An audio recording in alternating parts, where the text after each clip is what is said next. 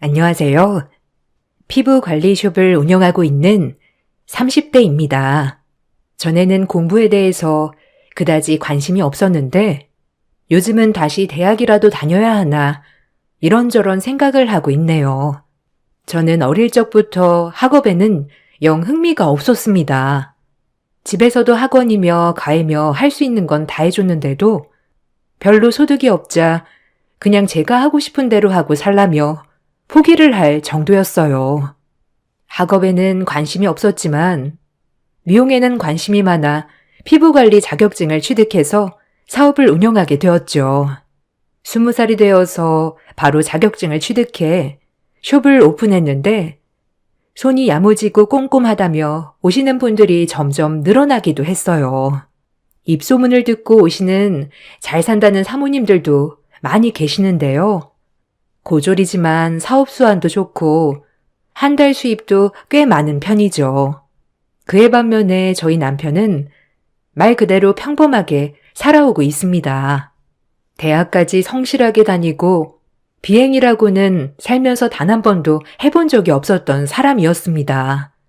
지인의 소개로 저와 남편은 만나게 되었고 결혼까지 하게 되었죠. 사실 처음 시모는 저를 마음에 들어하지 않으셨어요. 산남 중 가장 순했던 남편이 드센 여자를 만난 것 같아서 걱정을 많이 하셨는데요. 오히려 제가 일하는 모습을 보여드리니 고졸이라도 야물딱지게 일하고 밥벌이 하는 걸 보시고는 좋아하셨습니다. 문제는 시어머니가 아닌 남편의 형들 아내인 형님들이었어요. 남편에게는 형 2명이 있었는데 형님들이 마치 남편을 친동생처럼 여기면서 저를 이리 재고 저리 재고 난리가 아니었죠. 어머, 막내 동서, 대학도 안 나오고 숍 차린 거야? 아니 그러면 고졸이라고 말해도 손님들이 오나? 그러게 말이에요. 요즘은 그래도 학벌도 다 보기도 하던데. 피부 관리숍은 관리만 잘하면 되죠, 형님들. 언제 한번 오세요. 제가 깔끔하게 관리해 드릴게요. 아이고, 우리가 가서 뭐해? 돈 열심히 벌어야 콕딱지만한 곳에서 벗어나지. 괜찮아, 괜찮아. 그니까 말이야. 성인 되고 지금까지 쭉 관리숍 했으면 이제는 좀 편하게 일할 때 아니야? 지금도 그렇게 밤낮 없이 일하면 잘 되는 것도 아닌데 어떻게 그냥 관리받으러 가? 형수님들, 아니에요. 저희 결혼하고 신혼집도 다 수진이가 마련한 거예요. 오히려 제가 몸만 들어가는 건데요, 뭐. 어머, 아, 그래요? 뭐, 친정이 잘 사나 봐. 뭐 그냥 평범하죠. 저희 숍이 좀 잘 돼서 시간 말씀해 주시면 맞춰볼게요, 형님들. 결혼을 앞두고서 시댁 식구들을 만났을 때에도 형님들은 밤낮 없이 일을 하는 걸 보면 어려운 거 아니냐면서 얘기를 했지만 남편이 신혼집도 모두 제가 해가는 걸 말하니 두 형님 모두 아무 말도 못했어요. 사실 그때 이후로 별다른 문제가 생기지 않을 거라고 생각했는데 그건 제 착각이었답니다. 그날 이후로도 두 형님들은 저의 고졸의 핑계를 삼아 이런저런 속 긁는 얘기들을 했죠. 제가 임신을 준비한다는 얘기를 듣고 나서도 비웃으면서 얘기를 했어요. 어머, 동서, 요즘 임신 준비한다며? 아직 신혼인데 좀 더 즐기지 그랬어. 아, 저희 나이도 있고 이제는 슬슬 임신 준비해야 하지 않을까 그냥 생각만 하고 있어요. 어머, 그래? 그래도 임신하려면 미리 준비해야 하니까 엽산이나 이런 것도 잘 먹어야 되는데?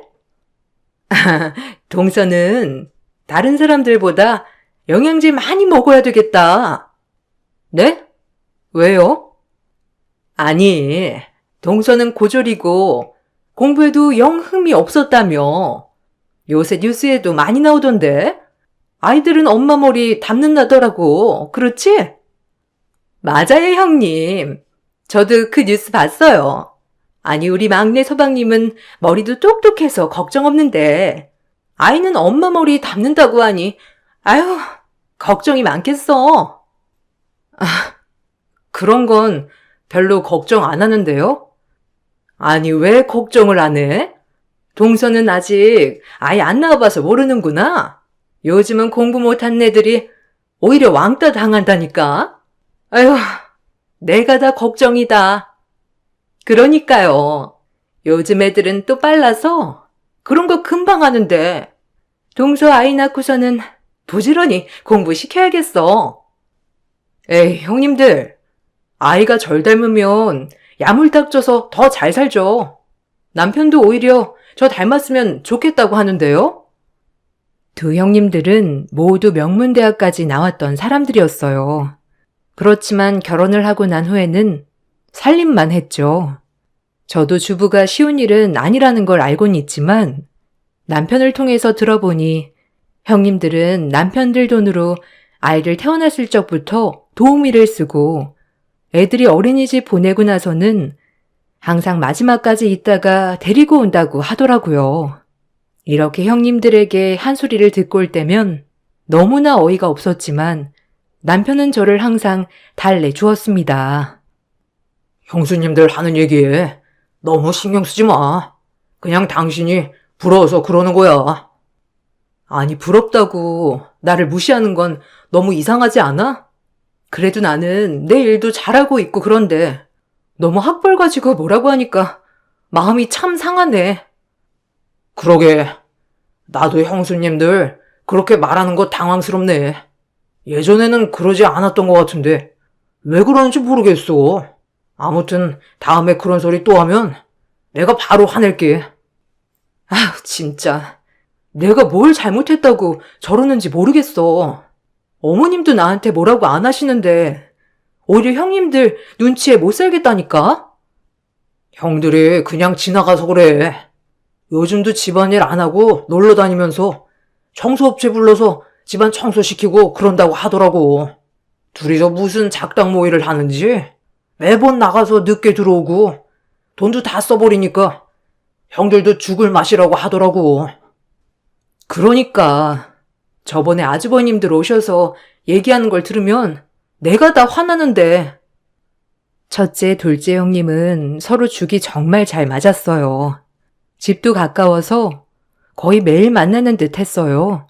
가끔 두 아주버님이 우리 집으로 와서 남편과 술 한 잔씩 마시며 하는 말을 들으면 정말 과간이었죠. 학벌로 항상 무시하는 형님들을 보면 집안일은 똑부러지게 하는 줄 알았는데 또 그건 아니라서 참 할 말이 없더라고요. 반면 시어머니는 자식들의 삶에 크게 관여를 하지 않으셨어요. 남편이 어릴 적에 시부가 돌아가시고 난 후부터 시모가 가정 경제를 책임졌는데 남편 말로는 시모 성격이 세다고 얘기를 했었거든요. 그래서 엄청 걱정을 했었는데 생각보다 훨씬 더 시모는 쿨하시고 시원시원하셨어요. 명절 때도 각자 보내자고 먼저 연락이 오실 정도였고 저희보다 더 바쁘신 분이셨죠. 1년에 특별한 날을 빼고는 시모와 함께 자리를 마련하는 게 쉽지 않을 정도였어요. 그러다 어느 날 시모가 갑자기 모든 식구들을 불러보았습니다. 내가 너희들한테 할 얘기가 있어.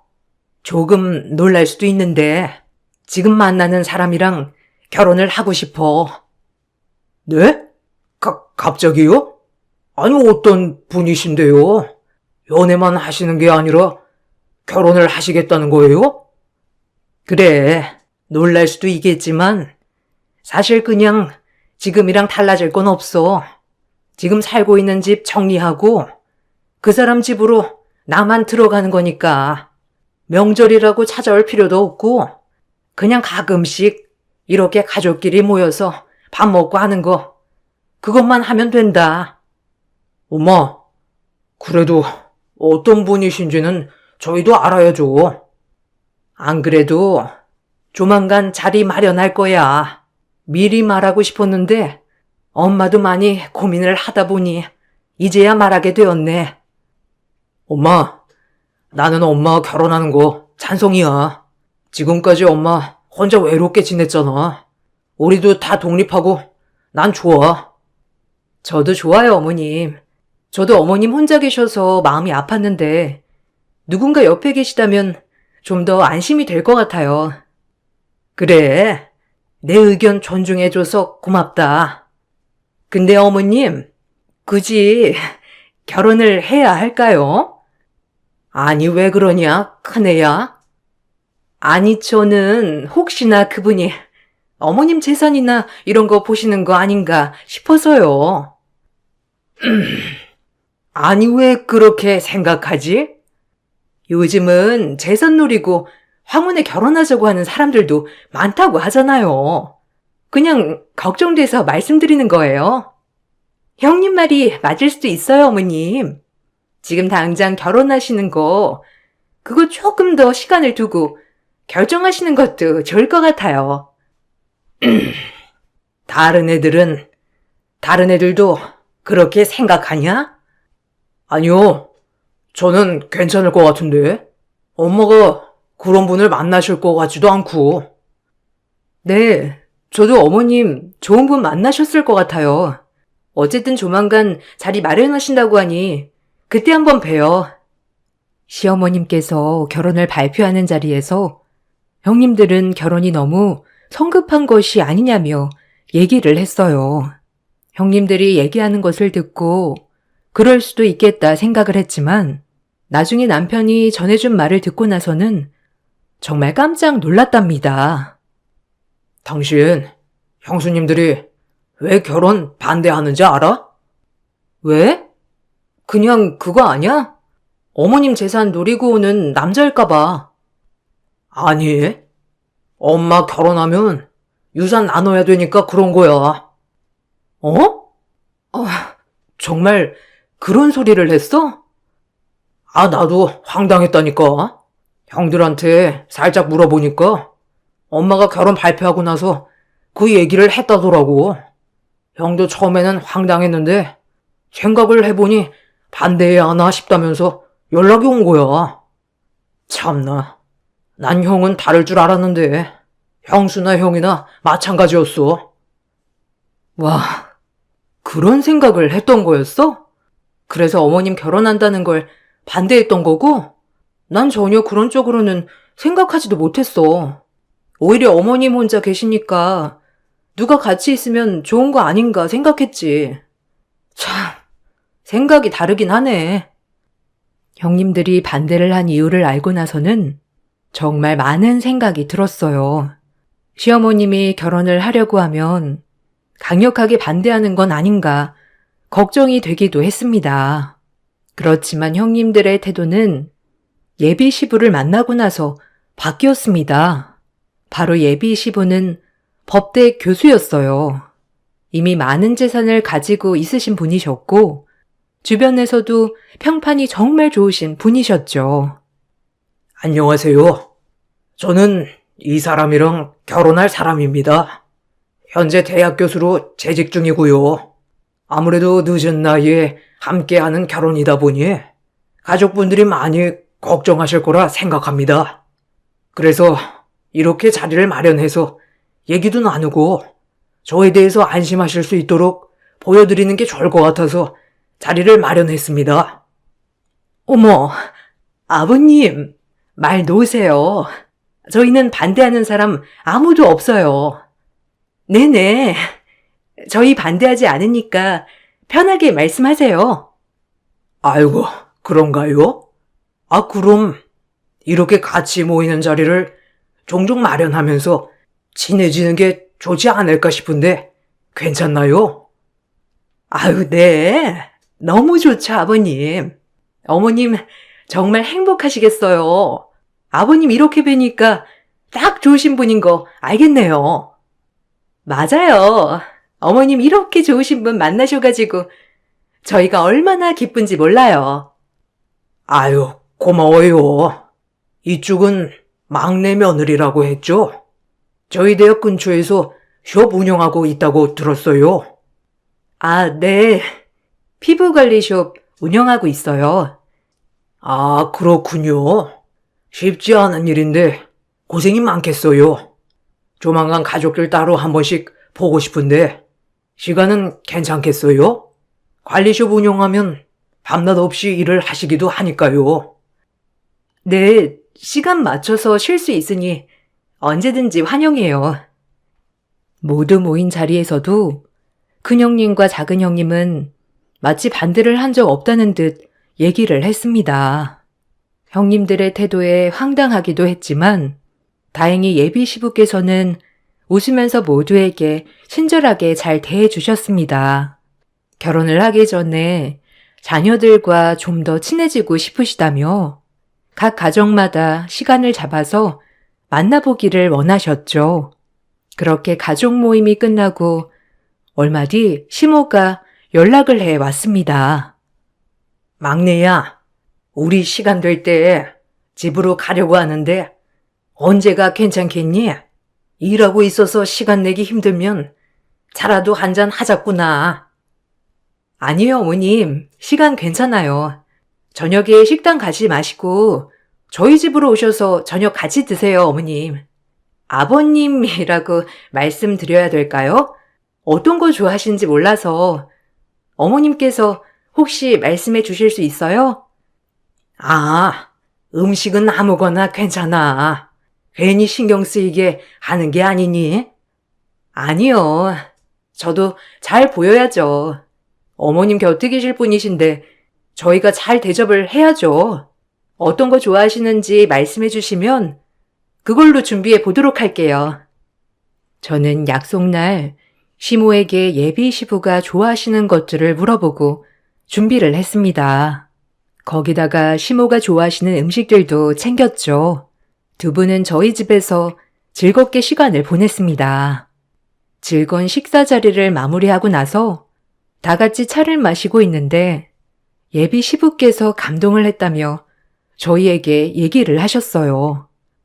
사실 이런 말을 해도 괜찮을지 모르겠는데 나는 오늘 식사 자리가 정말 감동이었어. 네? 아, 감사합니다. 맛있게 드셨다면 저도 정말 감사해요. 나도 젊었을 적에 결혼을 한번 한 적이 있었거든. 근데 결혼을 하고 자녀도 낳았는데 아내도 자녀들도 나한테 관심이 없더라고. 20년 넘게 결혼 생활을 유지했는데 한 번을 따뜻한 밥 한 끼 먹어본 적이 없었어. 오로지 아내랑 아이가 원하는 건 돈이었거든. 아이가 크고 나니까 아내는 이혼을 하자고 했고 아이도 더 이상 나를 찾지도 않아. 가족이라는 게 뭘까 생각이 들었었는데 막내 며느리가 이렇게 정성스럽게 차려준 밥상을 받으니 정말 감동이네. 막내야, 고맙다. 메뉴들 하나하나 신경 써주어서 정말 고마워. 나도 너에게 너무 감동했어. 부족하지만 맛있게 드셔주셔서 감사해요, 어머님. 아버님께는 제가 친딸은 아니지만 딸이 되어 드릴게요. 화기애애한 자리가 끝이 나고 남편은 시부모님을 모셔다 드리고 왔어요. 집으로 돌아온 남편은 다른 말 없이 저를 꼭 안아주면서 고맙다는 얘기를 해주었습니다. 당신 정말 고마워. 사실 홀 어머니의 막내 아들이라 부담이 되었을 수도 있겠다 싶었거든. 그런 것도 개의치 않아 있고 엄마랑도 잘 지내려고 노력했잖아. 그런데 갑자기 시아버지라니 당황스러울 수 있는데 무엇보다 우리 엄마를 생각해 주어서 정말 고마워. 두 분이 너무 감동했다고 하셨어. 난 당신을 이렇게 키워주신 어머님께 감사드려. 그런 어머님이 평생을 함께하고 싶으신 분이라고 하시니까 믿을 수 있어. 두 분이 참 잘 어울리셔서 정말 좋다. 엄마가 사실 말은 안 해도 많이 외로웠을 텐데 이렇게 누군가를 만나고 결혼하고 싶다고 하신 것도 처음이거든. 아마 걱정도 많으셨을 거야. 근데 당신이 이렇게 환영을 해주니 엄마가 면이 사셨대. 너무 고맙다고 전해 달라셨어. 시부모님께서는 너무나 좋은 시간이었다며 저에게 고맙다는 얘기를 해 주셨습니다. 저 역시 저의 노력을 알아주고 고마워해 주시는 시부모님께 더 잘해야 되겠다 생각을 했죠. 처음에는 가족끼리만 모여 조촐하게 결혼식을 올리려고 했지만 형님들은 무슨 말도 안 되는 소리냐며 결혼식은 되도록 크게 올려야 하는 거라며 성하였습니다. 어머님, 이게 마지막인데 결혼식 제대로 올리셔야죠. 거기다가 나중에 결혼 소식 아시는 지인분들은 또 이런 거 서운해하셔요. 맞아요, 어머님. 어머님도 초대하실 분 많으시겠지만 아버님은 대학 교수신데 더 많으시잖아요. 그냥 가족들끼리 하게 되면 이런 거 다 입방아에 오르고 그냥 한번 딱 결혼식 하는 게 나아요. 아유, 그러냐? 나도 너무 오래전에 결혼식을 올려서 굳이 해야 하나 싶기도 하고 생각해보면 다른 지인들도 있으니 같이 초대를 해서 올려야 하나 싶기도 하네. 당신 생각은 어때요? 난 어떻게 하든 상관없어요. 그래도 가족들끼리만 하는 것보다 소소하게 지인들 불러서 하는 것도 파티 분위기도 나고 괜찮지 않을까 싶네요. 그렇겠죠? 늙은 나이에 결혼한다고 주책이라고 할까 걱정이긴 한데 이것도 추억이 될 수 있는 거니까요. 맞아요, 어머님. 결혼식 걱정은 하나도 하지 마세요. 제가 다 알아서 준비할 테니까 어머님이랑 아버님은 그냥 저만 믿고 따라오시면 돼요. 네, 저도 도울게요, 어머님, 아버님. 고민을 하던 끝에 주변 지인들을 불러서 결혼식을 올리기로 결정을 하게 되었습니다. 형님들은 자신들이 다 준비를 하겠다며 그냥 따라서 오기만 하면 된다고 얘기를 했습니다. 대망의 재혼식 날 시부모님께서는 주변 지인들을 초대하셨습니다. 저희는 따로 지인들을 초대하진 않았지만 이상하게 형님들 지인들도 많이 참석을 했더라고요. 결혼식이 끝나고 나서 피로연을 하려고 하는데 갑자기 형님들이 저를 부르더니 다른 방으로 가야 한다며 얘기를 했어요. 동서는 거기 아니고 이쪽이야. 저기 가서 밥 먹으면 돼. 네? 왜요? 다들 저기서 밥 먹는데 저는 왜 저기 가서 밥 먹어요? 다른 건 아니고 저쪽은 고졸방이고 이쪽은 대졸방이라서 어쨌든 이렇게 나눴으니까 가서 밥 먹어. 네? 아니, 고졸, 대졸 그런 게 어디 있어요? 무슨 소리 하는 건지 모르겠네, 진짜. 그냥 저 이쪽으로 갈게요. 아니, 동서. 아니, 왜 이렇게 말귀를 못 알아먹어? 고졸은 저쪽에 가서 밥 먹는 거라니까? 아니, 형님. 이상한 걸로 나누지 마세요. 이상한 걸로 나누다니. 지금 결혼식이 급이 있는데 어떻게 안 나눠? 보면 모르겠어? 아버님이 초대하신 분들 다 대학 교수님들이고 고학력자 분들인데 저기 껴서 밥 먹으면 뭐라고 하는지 이해나 하겠어? 동서, 막내 동서 뼈 부러지겠다. 그렇게 팩트 폭력하면 어떡해? 암튼 막내 동서는 저기 가서 밥 먹어. 알았지? 처음 형님들이 얘기를 할 때는 너무 어이가 없어서 무시하고 가려고 했지만 두 형님들이 제 양쪽 팔을 끌면서 고졸방으로 가라고 밀어내는 바람에 저는 움직일 수가 없었죠. 화를 내려던 찰나에 옷을 갈아입고 나온 시부를 발견하게 되었어요. 아빠, 이제 오셨어요? 저 밥 먹으려고 하는데 같이 가실까요? 아이고, 우리 막내 며느리 아직 밥 안 먹은 거야? 엄마 결혼식 준비한다고 고생이구나. 너희들도 아직이니? 네? 네. 근데 동서, 왜 아버님한테 아빠라고? 아이고, 놀랐구나. 막내가 우리를 엄마 아빠로 생각하겠다고 하더구나. 아직 밥 안 먹었니? 근데 막내는 왜 저쪽으로 가라고 하는 거야? 아, 그게요. 형님들이 저기는 고졸방이라고 저쪽 가서 밥 먹으라고 하길래요. 대졸방에 가면 고졸인 제가 이해를 못할 거라나 그러더라고요. 뭐? 큰애야, 이게 무슨 말이니? 아니요. 그게 아니라 그냥 농담으로. 농담? 너 예전부터 학벌로 이상한 얘기 하더니만 여기서까지 그러고 있는 거냐? 일단 결혼식 끝나면 다시 얘기하자. 시모와 시부의 표정은 싹 굳어버렸고 결혼식이 끝나면 다시 얘기를 하자며 말씀하셨죠. 시모는 두 아주버님에게 형님들 모두 집으로 보내라고 화를 내셨고 피로연 내내 형님들의 모습은 보이지 않았습니다. 저는 시모, 시부와 함께 즐거운 시간을 보내고 나서 집으로 돌아오게 되었죠. 집으로 돌아오니 집 앞에서는 두 형님들이 저를 기다리고 있었어요. 야, 너 뭐 하는 짓이야? 고졸이라더니 해야 할 말 안 해야 될 말 구분도 못하는 돌대가리였어? 뭐? 돌대가리?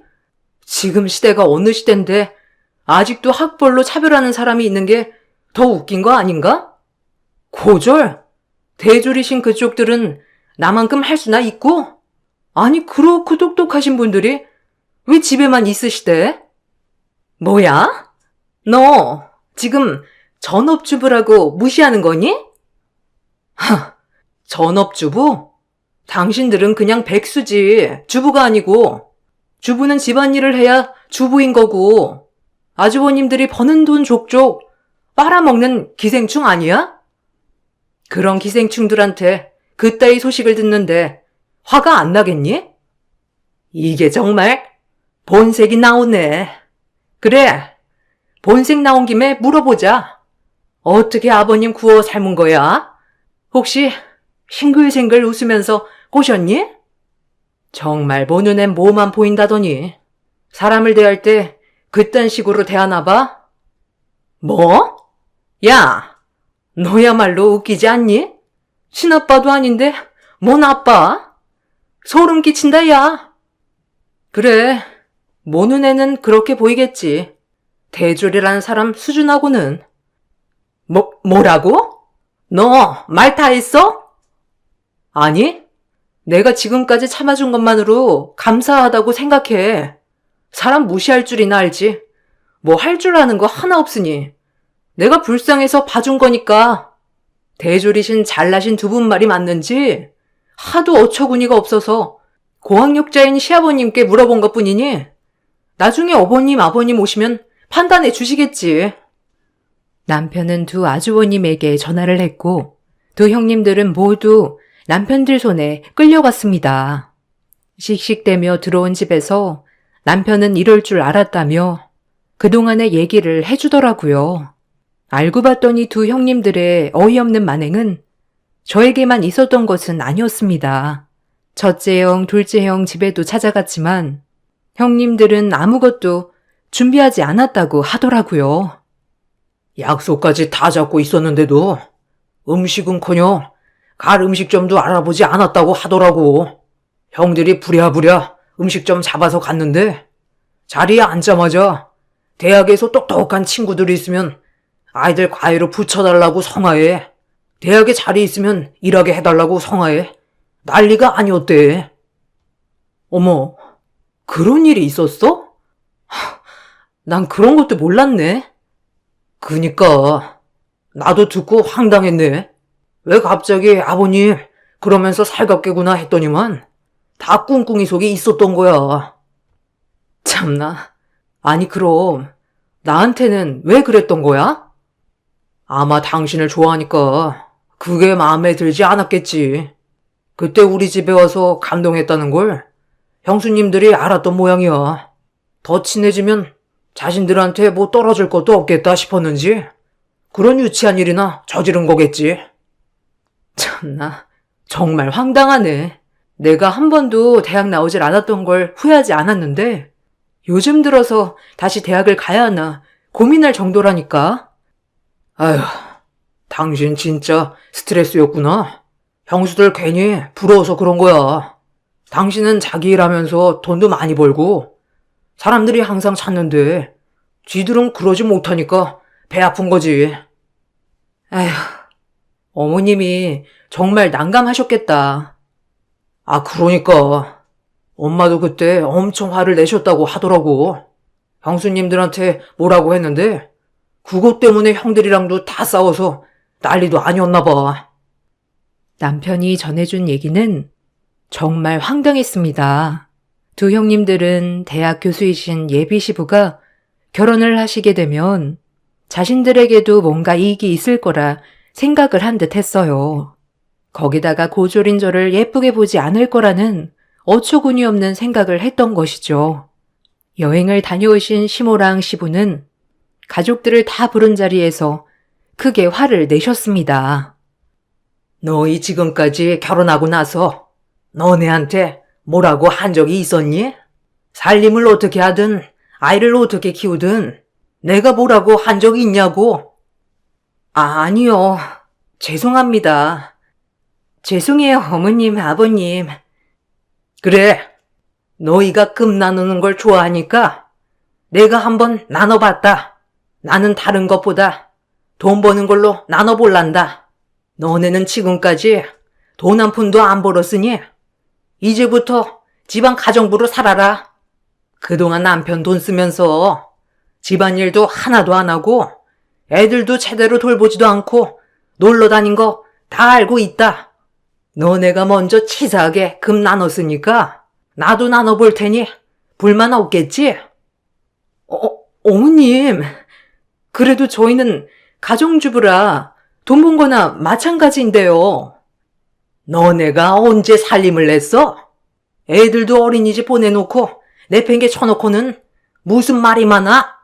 앞으로 가족 모임 할 때마다 큰애네 집에 작은애네 집에 갈 거다. 음식은 직접 다 조리하고 준비해. 알았니? 안 그러면 너네 살고 있는 집 도로다 내놔라. 어머님, 잘못했어요. 잘못? 사과는 내가 아니라 막내한테 해야 되는 거 아니니? 너희들이 이렇게 학벌 가지고 차별할 거였으면 내가 먼저 너네 받아주지 않았어. 무슨 학벌 가지고 사람을 차별해? 잘못했어요, 어머님. 죄송해요. 아직도 말귀를 못 알아듣는구나. 알았다. 앞으로 모임은 큰애 작은애네 집에서 하는 걸로 하자. 너희 하는 거 보고 쫓아내든 말든 할 테니 알아서 잘하거라. 원래 시댁 모임을 하면 항상 밖에서 외식을 했었지만 시모는 앞으로 첫째, 둘째네 집으로 가서 밥을 먹는 걸로 하겠다며 약속을 지키지 않으면 집에서 다 내쫓을 거라고 엄포를 놓으셨어요. 그 후로 여러 번 시댁 모임을 가졌지만 큰 형님과 작은 형님은 울며 겨자 먹기로 모든 모임을 준비해야 했습니다. 평소에 며느리들에게는 큰 소리 한 번도 치지 않으셨던 어머님도 그날 이후로는 음식 맛에 대해서도 평가를 살벌하게 하시기도 했습니다. 예, 이게 뭐니 음식이? 평소에 음식을 할 줄이나 알아야 내놓지 원? 어머님, 입맛에 안 맞으세요? 죄송해요. 다시 해올까요?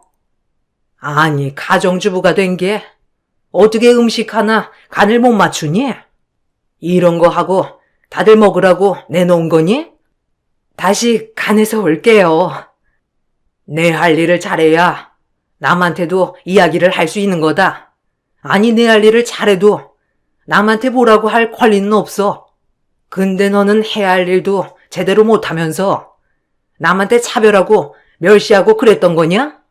앞으로 쭉 이렇게 몰 거니 다음번엔 제대로 준비하거라. 크게 혼쭐이 나고 정신 차릴 줄 알았던 형님들은 어느 날 모든 것이 제 탓이라며 토로하려고 집으로 찾아오기도 했어요. 야, 이거 다 너 때문이야. 너만 아니었어도 우리가 이렇게 고생은 안 하지. 그래, 어디서 여우같이 어머님, 아버님한테 살살 꼬리를 쳐? 너 다 알고 그런 거지? 우리 엿 먹으라고 이렇게 한 거잖아. 머리가 멍청하면 손발이 고생한다더니 이렇게 혼이 나고서도 정신을 못 차렸네. 지능은 성적순이 아니라더니 지금 그 말이 여기에 딱 어울리는 말이라는 거 알아요? 고졸이라고 무시했죠? 아니 그렇게 억울하면 어머님 말 안 지키겠다고 하고 이사 가면 되겠네요. 야, 우리가 어떻게 나가니?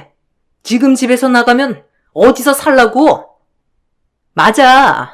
우리는 지금까지 10년 동안 살림하면서 그 집값 다 한 거야. 어머님 말씀 기억 안 나세요? 지금까지 놀러 다니면서 살림이며 육아며 다 내팽개 치셨잖아요. 그래놓고 무슨 살림? 뭘 해야 다 값을 했다고라도 하죠. 야, 너 말 다 했어? 아니요. 다 안 했어요. 고졸이라고 그렇게 무시하셨는데 대졸이신데 집 나가라고 하면 갈 데도 없으신가 봐요?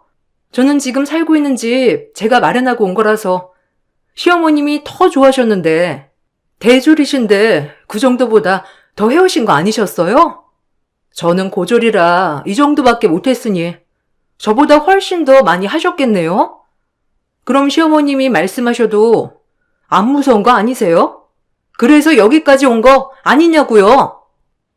너 돈 잘 번다고 유세 떠냐?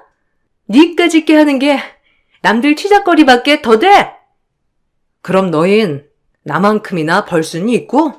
아니 내가 버는 반의 반만큼은 할 수 있니? 평생 남들 흉이나 보고 차별이나 하고 산 니네가 사회에 나가면 뭐라도 될 줄 아니? 너넨 지금 열심히 일해도 내 발끝만큼도 못 벌어. 하긴 자랑할 수 있는 게 학벌밖에 더 있겠어? 그리고 불만 있으면 나한테 찾아오지 말고 어머님한테 얘기해. 억울하면 지금이라도 집 한 채 해오면 되겠네. 울그락불그락 얼굴을 붉히던 두 형님들은 저의 얘기에 아무런 말도 하지 못한 채 집으로 돌아갔습니다. 그 후로도 시모와 시부는 종종 저와 따로 만나 식사도 하셨죠. 남편 없이도 자주 만나서 시간을 보내기도 했습니다. 고졸이라고 무시했던 형님들은 시댁 모임을 해도 아무런 말도 하지 않았어요. 여러분들은 어떠신가요? 학벌에 따라서 사람이 다르게 보이기도 한가요? 여러분들의 의견이 궁금하네요. 저의 긴 글을 읽어주셔서 감사합니다. 안녕하세요. 저는 9살 아이를 키우고 있는 40대입니다. 저에게는 누구보다 소중한 엄마가 계셨습니다. 지금은 함께하지 않으시지만 항상 저에게 사랑을 주셨어요. 저도 엄마를 본받아 아이에게는 무한한 사랑을 주려고 노력하고 있답니다. 그런 사랑이 잘못된 경우도 있죠. 바로 저희 시댁 식구들입니다. 저는 한 모임에서 우연히 같은 동네에 살고 있는 남편을 만나게 되었어요. 남편은 진중하고 조용한 성격이었는데 모임이 끝나고 자주 함께 동네로 가다 보니 친해지게 되었답니다. 그러던 중 좋은 감정이 생겨 연애를 시작하게 되었고 연애 1년 후 결혼을 다짐하게 되었어요. 남편의 묵직하고 든든한 성격이 저에게는 큰 버팀목이 될 거라 생각이 들었기 때문이었습니다. 저에게는 아버지가 안 계셨는데요. 고등학교 시절 아빠가 암에 걸리시게 되면서 투병을 하시다 돌아가시게 되었어요.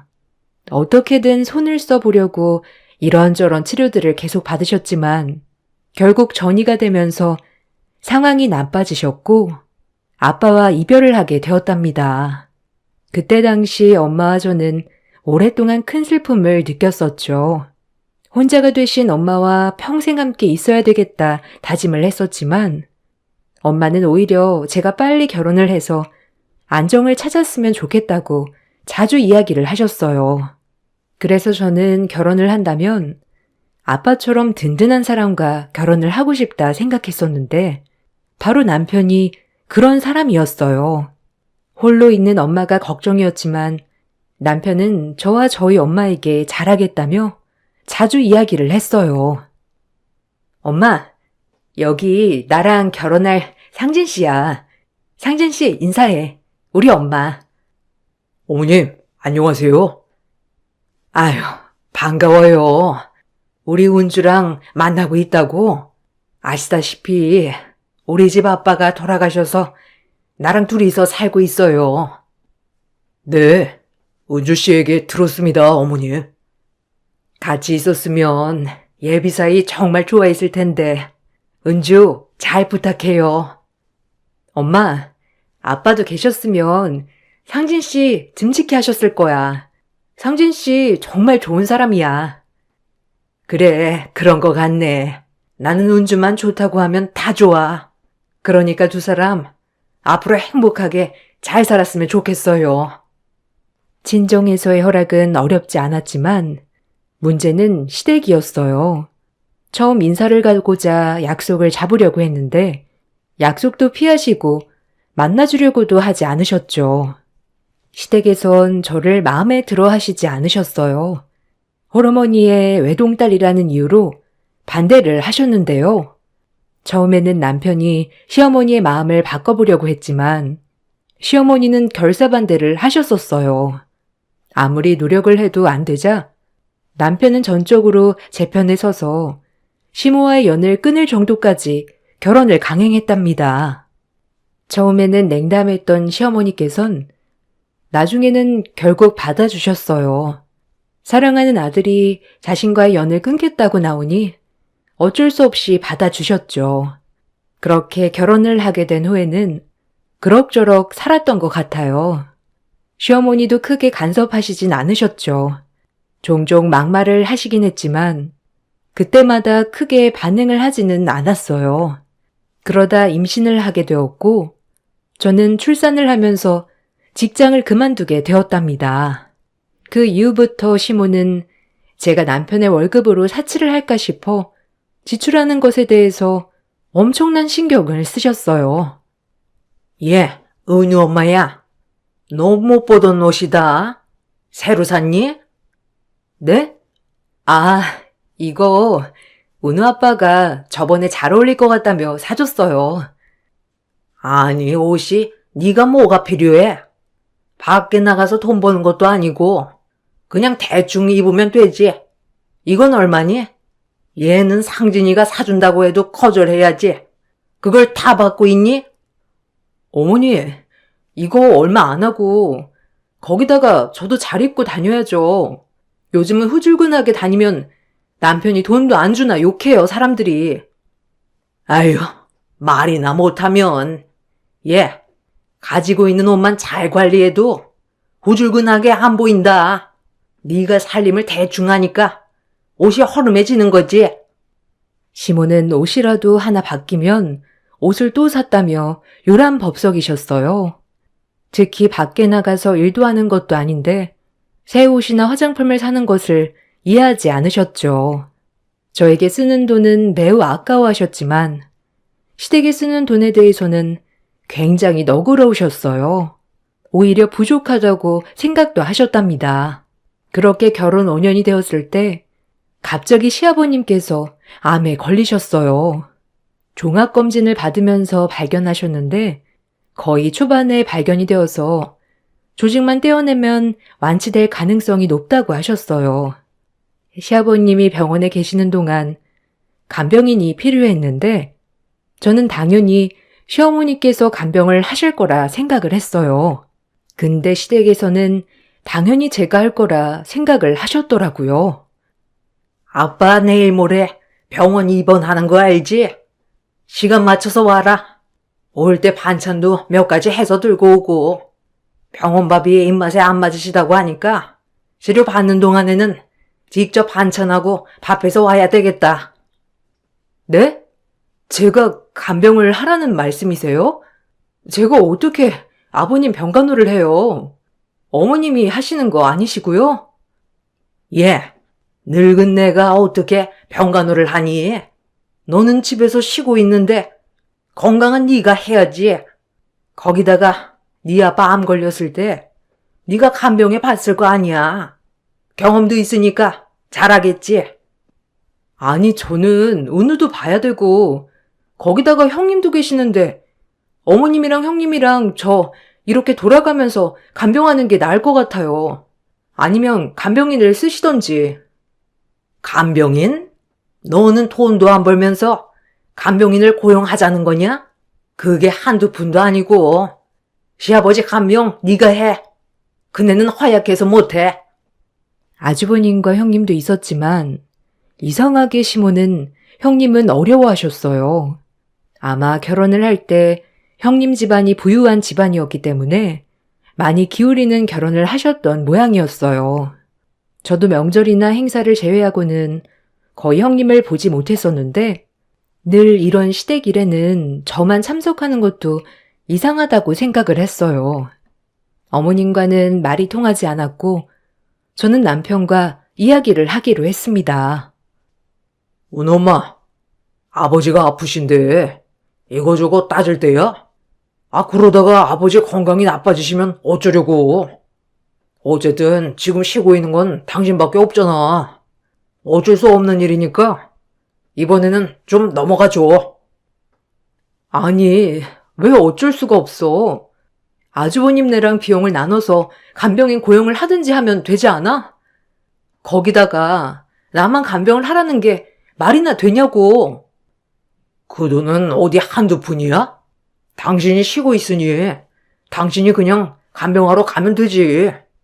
보행도 다 가능하시고 그냥 옆에서 밥만 잘 챙겨주면 되는데 뭐가 힘들어? 힘든 일 아니라고 생각하면 당신도 휴가 내서 같이 해. 그럼 되잖아. 내가 어떻게 휴가를 내서 간병을 해? 말이 되는 소리를 해? 이번에는 나도 당신이 간병하는 게 맞는다고 생각하니까 그만 이야기하자. 처음에는 제 편을 들어주었던 남편도 점점 시간이 지나면서 변하기 시작했어요. 저의 불만에 대답도 해주지 않았습니다. 처음에는 간호를 하지 않으려고 했지만 시아버지께서 많이 편찮으신 모습을 보니 마음이 약해지더라고요. 그래서 결국 병간호를 하게 되었답니다. 간병을 할 때 필요한 비용은 모두 남편이 지불했어요. 평소 돈에 대해서 예민하셨던 어머님은 남편이 모든 것을 결제하는데도 별다른 말을 안 하시더라고요. 퇴원을 하고 난 후에는 시댁 식구들은 더욱 서로를 애틋하게 생각했어요. 특히나 시모는 앞으로 제가 시부를 모시길 원하면서 합가를 요구하기도 했습니다. 은희 엄마야, 우리 너네 집으로 가서 살아야 되겠다. 아빠도 아프시고 건강도 안 좋으신데 며느리가 모셔야지 어쩌겠니? 언제 이사 가면 좋을지 알아보거라. 아니, 합가라니요? 갑자기요? 어머님, 저는 합가 못해요. 아버님 편찮으신 건 알겠지만 그렇다고 해서 합가는 아닌 것 같아요. 저희 방도 없고 집도 좁은데 저희 세 식구랑 어머님 아버님까지 다섯이서 방 2개 집에서 어떻게 지내나요? 너네 식구 방 하나 쓰고 나머지 방은 우리가 쓰면 되지 뭐가 문제냐. 우리 집 정리하면 나오는 돈으로 아니면 이사를 가자꾸나. 어머님, 지금 집값이 어마어마하게 올랐고 어머님 댁 처분한다고 해도 집 못 구해요. 거기다가 저희 이사 갈 생각도 없고요. 아니 내가 너한테 시집살이를 시키니 뭐라니? 합가를 해보지도 않고 왜 계속 안 된다고만 해? 일단 해보고 불편하면 나가면 되지. 아니요. 이건 단호하게 말씀드릴게요. 아니면 아주버님 댁으로 가시는 것도 괜찮으시지 않으세요? 거기는 방도 4개니까 거기가 더 편하실 거예요. 거기에 어떻게 들어가니? 그네 불편하게. 그냥 너네 집으로 들어가 살란다. 상진이도 그게 낫겠다고 하니 그렇게 알거라. 알고 봤더니 시모는 이미 남편에게 합가를 하겠다는 의사를 보였고 남편 또한 긍정적으로 대답을 했던 것이었어요. 저에게 아무런 이야기 없이 결정한 것이 너무나 황당했지만 합가에 대해서는 받아들일 수 없다고 이야기를 했답니다. 시아버님의 상태는 점점 더 괜찮아졌고 치료 전보다 훨씬 더 건강해지셨어요. 운동도 꾸준히 하시고 몸에 좋다는 온갖 것들을 다 챙겨 드셨기 때문이었죠. 합가는 흐지부지 넘어가게 되었지만 그날 이후로 시댁 식구들은 저를 못마땅하게 생각했답니다.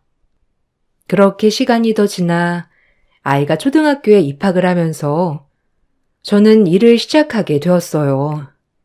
아이가 어느 정도 컸기 때문에 직장 생활도 할 수 있을 거라 생각을 했죠.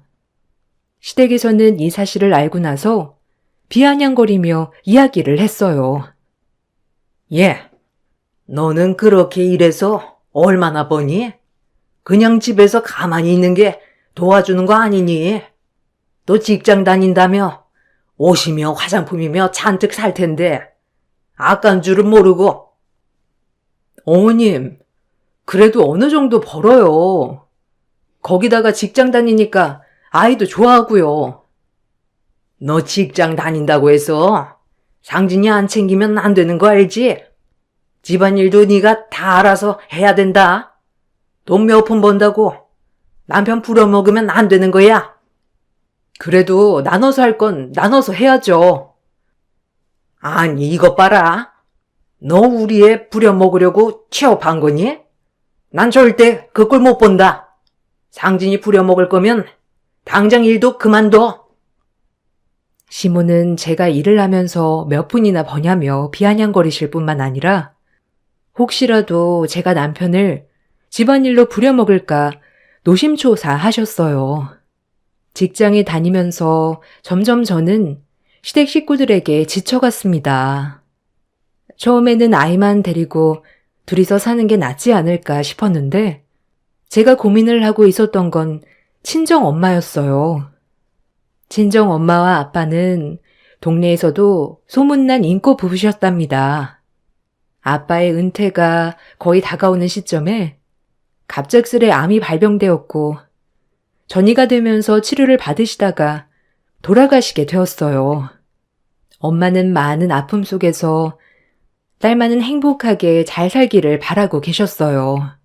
거기다가 건강도 나빠지셔서 혹시라도 내가 이혼을 하는 날에는 엄마가 충격을 받으실 수 있겠다 싶어 꿋꿋이 참아내기로 했습니다. 나에게는 너무나 소중한 엄마였기 때문에 엄마의 바람을 지켜드리고 싶었죠. 그러던 어느 날 엄마가 암에 걸리셨다는 것을 알게 되었습니다. 몸이 좋지 않아서 검진을 받았는데 몸 곳곳에 이미 전이가 되어 손쓸 방도가 없을 정도라고 하셨어요. 사실 날이 얼마 남지 않은 상황이었기 때문에 저는 재택으로 일을 돌리고 엄마 병간호를 하기 시작했어요. 재택이지만 월급은 그대로 받았으므로 수입의 변동은 없었지만 어쩐지 남편은 탐탁치 않게 생각을 했습니다. 당신 요즘 너무 어머님한테만 신경 쓰는 거 아니야? 어차피 병원에만 계시고 거기다가 이제는 손 쓸 수도 없다고 하는데 그쪽으로만 너무 신경 쓰는 거 아니냐고. 아니, 당신은 어떻게 그렇게 말을 해? 당신 아버님 아플 때 기억 안 나? 그때도 나는 하루 종일 병원에서 병간호 했잖아. 그때랑 마찬가지인데 뭐가 불만이야? 거기다가 월급도 그대로 들어오고 당신 저녁밥 차려주고 집안일 하는 데에는 전혀 문제가 없도록 하고 있잖아. 근데 어떤 게 불만이라서 그렇게 얘기를 해? 아니, 아무리 병원비를 장모님 돈으로 다 처리한다고 하더라도 소소하게 들어가는 비용들도 있을 거고 거기다가 왔다 갔다 하면서 기름은 안 써? 나 참, 당신 돈으로 기름 한 방울도 안 넣을 테니까 걱정하지 마. 남편은 이상하게 자신의 돈으로 병원비를 내거나 비용을 지불할 것이라 생각했는지 돈에 대해서 예민하게 굴기 시작했어요. 어차피 병원 비용은 엄마가 다 지불을 하고 계시고 간병인도 두고 계시기 때문에 제가 간병을 한다고 하더라도 크게 신경이 쓸 부분은 없었죠. 다만 얼마 사시지 못하니 그동안만이라도 엄마 곁에서 있고 싶은 마음이 간절했답니다. 이런 제 마음을 알아주는 사람은 아무도 없었어요. 시댁에서도 주기적으로 전화가 와서 저의 행동을 나무라셨죠. 은우 엄마야, 너 오늘도 엄마 병원에 가니? 너 자꾸 그렇게 병원에 가면 가서 균들 다 옮아오는 거야. 그건 알고 있어? 우리 상진이 몸도 안 좋은데 네가 자꾸 병원 들락날락 하면서 균이라도 옮겨오면 어쩌려고 그러니? 아무리 살 날이 얼마 남지 않아도 그렇지. 사돈도 너무 하시네. 어머님, 그 말은 정말 너무하시네요. 저희 엄마 이제 1년도 안 남으셨어요. 아버님 간병하면서도 저 매일같이 병원에 갔었는데 그때는 은우도 어렸을 때인데 그건 걱정되지 않으셨나 봐요? 예, 그때랑 지금이랑은 다르지. 너 혹시 엄마 병원비도 네가 내니? 아니요. 병원비는 엄마가 다 내고 계세요. 그러니 걱정하지 마세요. 그래, 그래도 염치는 있으시네. 네? 어머님, 무슨 말을 그런 식으로 하세요? 자꾸 그렇게 말씀하실 거면 전화하지 마세요. 예, 내가 못할 말을 한 것도 아닌데 왜 이렇게 예민해? 솔직히 병원비 한두 푼도 아니고 그거 다 내면 너는 어떻게 살려고 그래? 걱정돼서 한 말이다. 시모는 제 속을 뒤집어 놓기도 했지만 저는 그쪽에 감정을 쏟을 시간조차 없었어요. 엄마의 얼마 남지 않은 시간을 더 알차게 보내고 싶었답니다. 결국 치료를 받기 어렵다 판단이 되었을 즈음 엄마는 퇴원하셨고 집에서 시간을 보내셨어요. 저도 엄마 집으로 찾아가 낮에는 시간을 보내고 저녁에는 다시 집으로 돌아왔죠. 점점 상황이 나빠지면서 엄마는 겨우 죽만 몇 스푼 드실 수 있을 정도가 되었어요. 그나마 잘 드시는 것이 전복죽이라 매번 사다 드렸는데 그날따라 집에서 급히 나오는 바람에 남편 카드를 들고 나왔더라고요. 어쩔 수 없이 남편 카드로 2만 원짜리 전복죽을 결제했답니다. 근데 결제가 되고 얼마 지나지 않아 갑자기 시어머니가 전화를 하셨어요. 너 이럴 줄 알았다. 너 당장 집으로 와. 네? 어머님, 저 지금 못 가요. 그냥 전화로 말씀하세요. 이게 잘못을 하고도 뻔뻔하게? 당장 집으로 오라고. 시모는 화가 난 목소리로 소리를 쳤고 저는 영문을 모르는 채 우선 시댁으로 향했습니다. 시댁에 가보니 시모는 얼굴이 붉어져 씩씩대며 저를 보고 계셨고 그 옆에는 남편이 있었어요. 무슨 일일까 싶어 말을 해보니 바로 남편의 카드로 죽을 샀던 것이 문제였어요. 야, 너 우리 아들 돈으로 너네 엄마 먹을 거 사고 있니? 아니 우리 아들 키우는데 뭘 해줬다고? 너네 엄마가 그 카드를 써? 네? 어머님, 고작 2만 원 쓴 거 가지고 지금 이렇게 부르신 거예요? 고작 2만 원? 너는 2만 원이 고작이니? 이것 봐. 얘 전부터 사치하는 거 같더니만 아주 난리구나. 너 평간호 하면서 절대로 돈 안 쓴다고 호언장담해놓고 이렇게 뒤통수를 치고 다니니? 내가 상진이한테 듣고 얼마나 어이가 없었는지 알아? 당신이 어머님한테 이야기한 거야? 아니 내가 큰 돈을 쓴 것도 아니고 엄마가 겨우 먹는 전복죽 하나 산 건데 그게 그렇게 아까웠어? 당신이 전에 이야기했잖아. 어머니 간병하면서 쓰는 돈 하나도 없을 거라고. 내 돈 하나도 안 쓴다고 했으면서 이건 뭔데? 뭐? 아, 참나. 남도 이렇게는 안 해.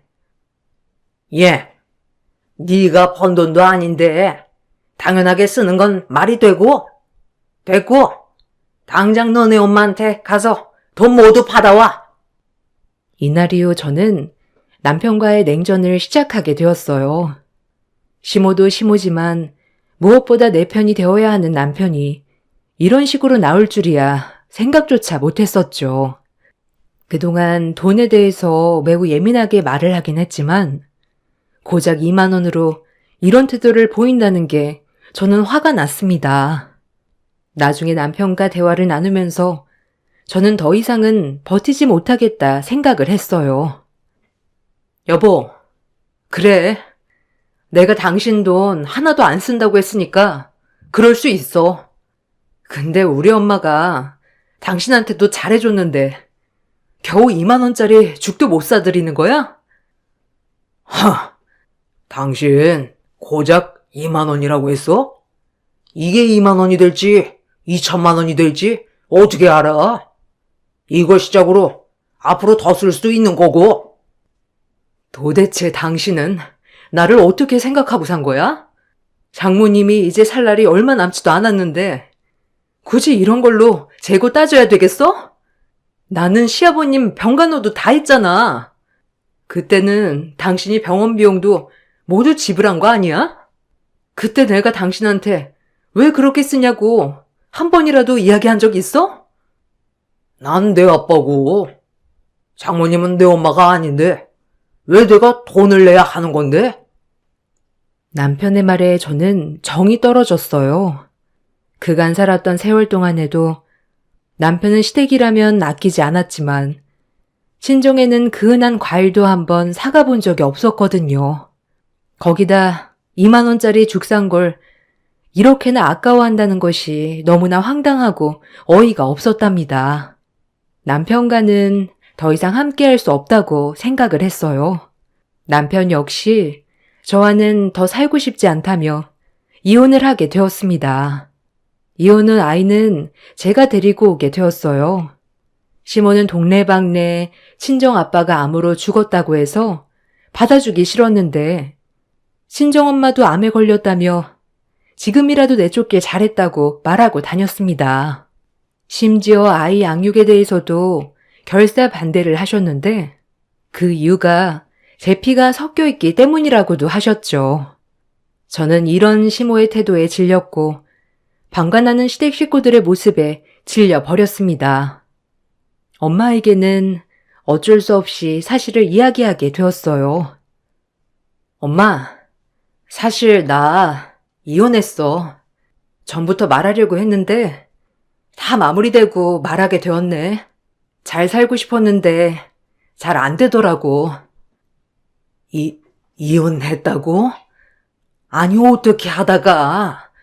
아휴, 네가 얼마나 속이 말이 아니었겠어. 엄마도 아픈데 다 엄마 때문이야. 아니야, 엄마. 오히려 잘한 선택인 것 같아.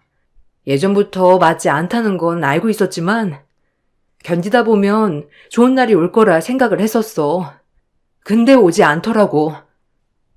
그래, 지금은 마음이 좀 괜찮아? 지금은 훨씬 마음이 편하네.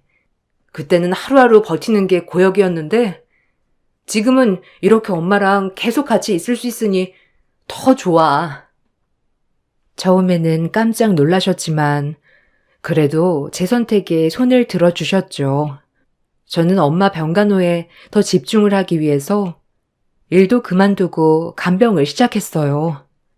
1년의 시한부라고 처음에 들었던 것과는 다르게 엄마는 1년 동안 잘 버티셨습니다.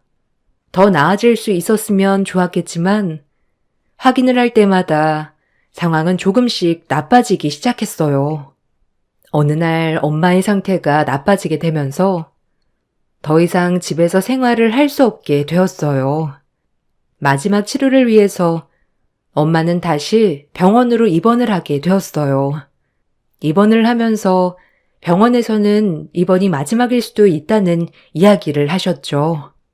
한동안 정신을 차리지 못하셨던 엄마를 보며 이별을 준비하고 있던 어느 순간 갑자기 마치 아프지 않으셨던 것처럼 깨어나셨어요. 엄마는 저에게 입원할 때 가지고 온 가방을 달라고 하셨습니다. 거기에서 통장 하나를 꺼내시고 저에게 보여주셨어요. 확인을 해보니 평생을 일하지 않고서도 먹고 살 수 있을 정도의 금액이 들어 있었습니다. 엄마, 이게 뭐야?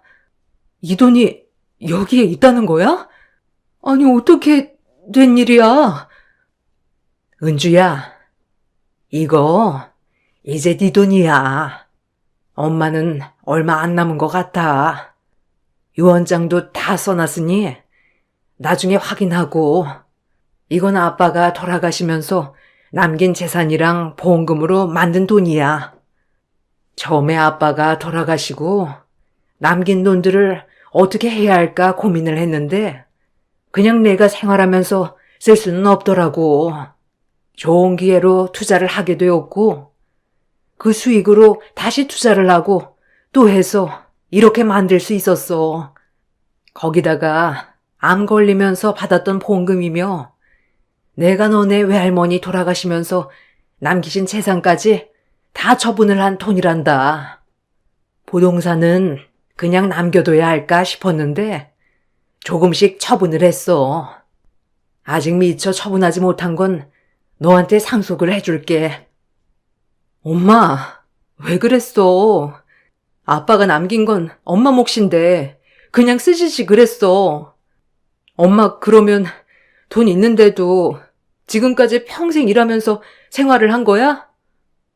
은주야, 엄마는 네가 정말 행복했으면 좋겠어. 사실 이혼을 했다고 하길래 마음이 많이 아팠는데 네 얼굴을 보니 지금이 더 편안한 것 같다. 그래서 엄마는 마음 놓고 눈 감을 수 있을 것 같아. 나도 처음에는 그냥 생활비로 쓸까 생각도 했었지. 근데 아빠가 돌아가시면서 자기 몫까지 널 든든하게 지켜주라고 했거든. 그래서 너를 위해서 남겨둔 거야. 엄마가 끝까지 네 곁에 있어주고 싶었는데 못해줘서 너무 미안해. 다른 건 몰라도 너랑 은우 생활하는데 보탬이 될 수 있다면 그걸로 엄마는 이 짐을 덜고 싶었어. 엄마는 아빠가 돌아가시고 나서 저를 지키기 위해서 많은 노력을 하셨어요. 그런 엄마의 노력을 알기 때문에 저는 엄마의 바람을 지켜드리고 싶었죠. 엄마는 통장과 서류들을 주셨어요. 천문학적인 금액을 상속받았다는 것에 놀라기도 했지만 정말 엄마와의 이별이 얼마 남지 않았다는 것이 마음을 아프게 했습니다. 제가 상속을 받았다는 것은 엄마의 명의로 되어 있던 부동산들이 제 명의로 바뀌면서 시댁의 귀에도 들어가게 되었어요. 그 이후 시댁 식구들은 저에게 연락을 해와 어이없는 이야기를 했습니다. 너네 엄마한테 재산 상속 받았다며? 너 그거 우리 아들이랑 나눠야 하는 거 아니니? 네? 아니 그걸 왜 남편이랑 나누나요? 결혼을 유지하고 있어도 말도 안 되는데 저흰 이미 이혼도 했고 남인데요. 너네 결혼 생활하면서 진정으로 흘러간 돈이 있는 거 아니니?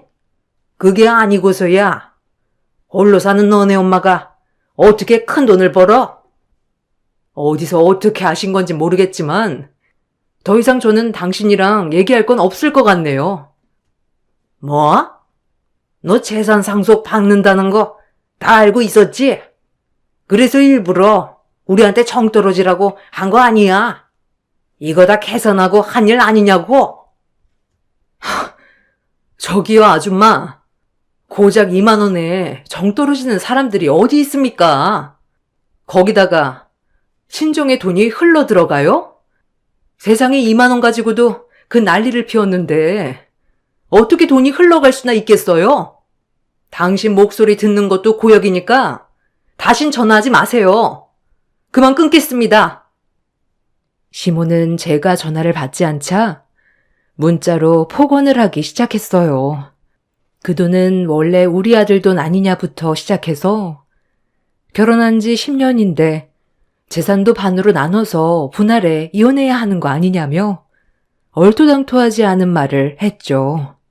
심지어 상속받을 재산이 많이 있음에도 불구하고 이를 숨겼기 때문에 사기죄로 고소한다는 소리까지 했답니다. 모두 말이 안 되는 이야기였기 때문에 대응하지 않았어요. 제가 더 화가 나는 건 전 남편의 태도였습니다. 아이 문제로 연락을 해왔던 전 남편은 결국 상속 때문에 전화를 한 것이었어요. 은우 엄마, 장모님께 상속 받았다며? 당신 이거 알고 있었어? 아니, 장모님은 그런 걸 나한테는 말도 안 해주시고. 병원 어디라고 했지? 장모님 얼굴 좀 뵈야 되겠네. 장모님? 무슨 장모님이야? 이혼한 마당에.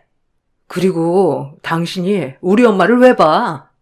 거기다가 상속을 받든 말든 그건 당신이 상관할 바가 아닌 것 같은데? 헛소리 그만하고 아이 문제로 전화했으면 그것만 이야기해. 당신 예민해졌네.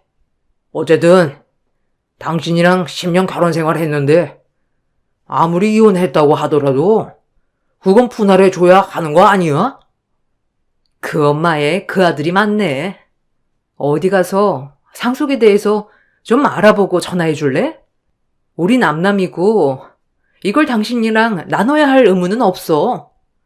자꾸 이런 식으로 전화하면 더 이상 당신 전화도 받지 않을 거니까 그렇게 알아.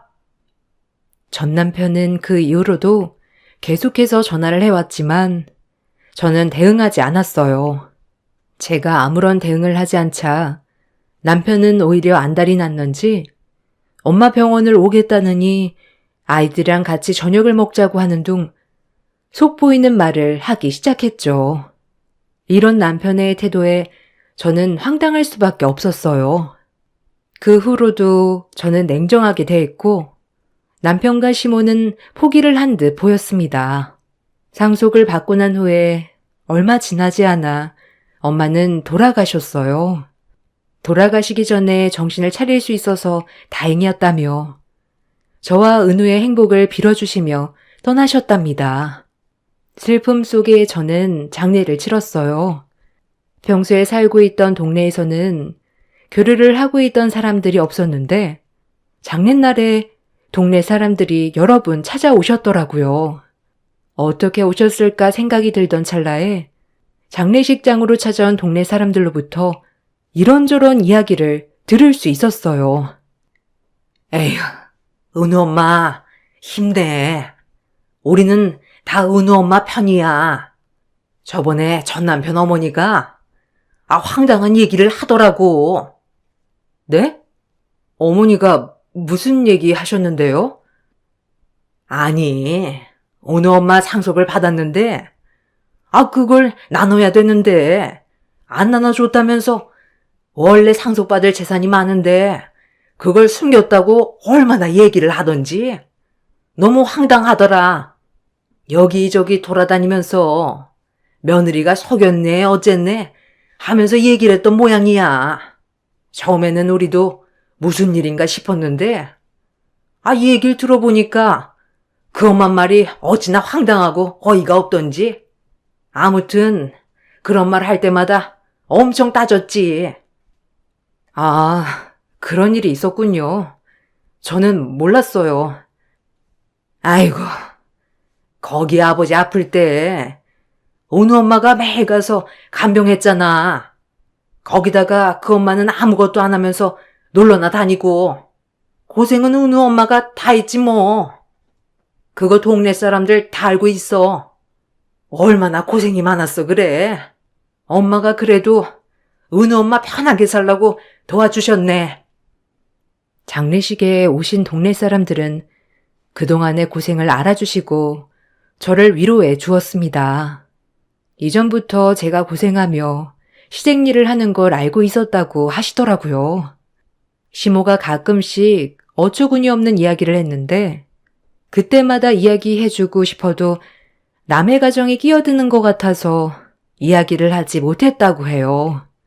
그러다가 이혼 소식을 듣고 나서 잘 벗어났다 싶었는데 상속 얘기를 들으니 그 시모 속 좀 쓰리겠다 생각하셨대요. 그러면서 저에게 그동안에 힘들었던 상황들에 대해서 위로도 해주시면서 끝까지 장례에 참석을 해 주셨습니다. 다른 형제들이 없었기 때문에 저 혼자 장례를 진행해야 했는데 동네 분들이 도와주셔서 수월하게 장례를 진행해 볼 수 있었어요.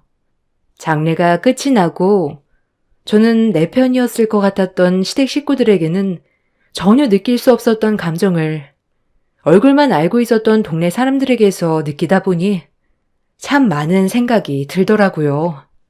동네에서 인맥으로 작은 가게를 운영하던 시부는 이후에 소문이 나게 되면서 결국 가게를 접어야 할 정도로 손님이 확 줄어들었다고 합니다.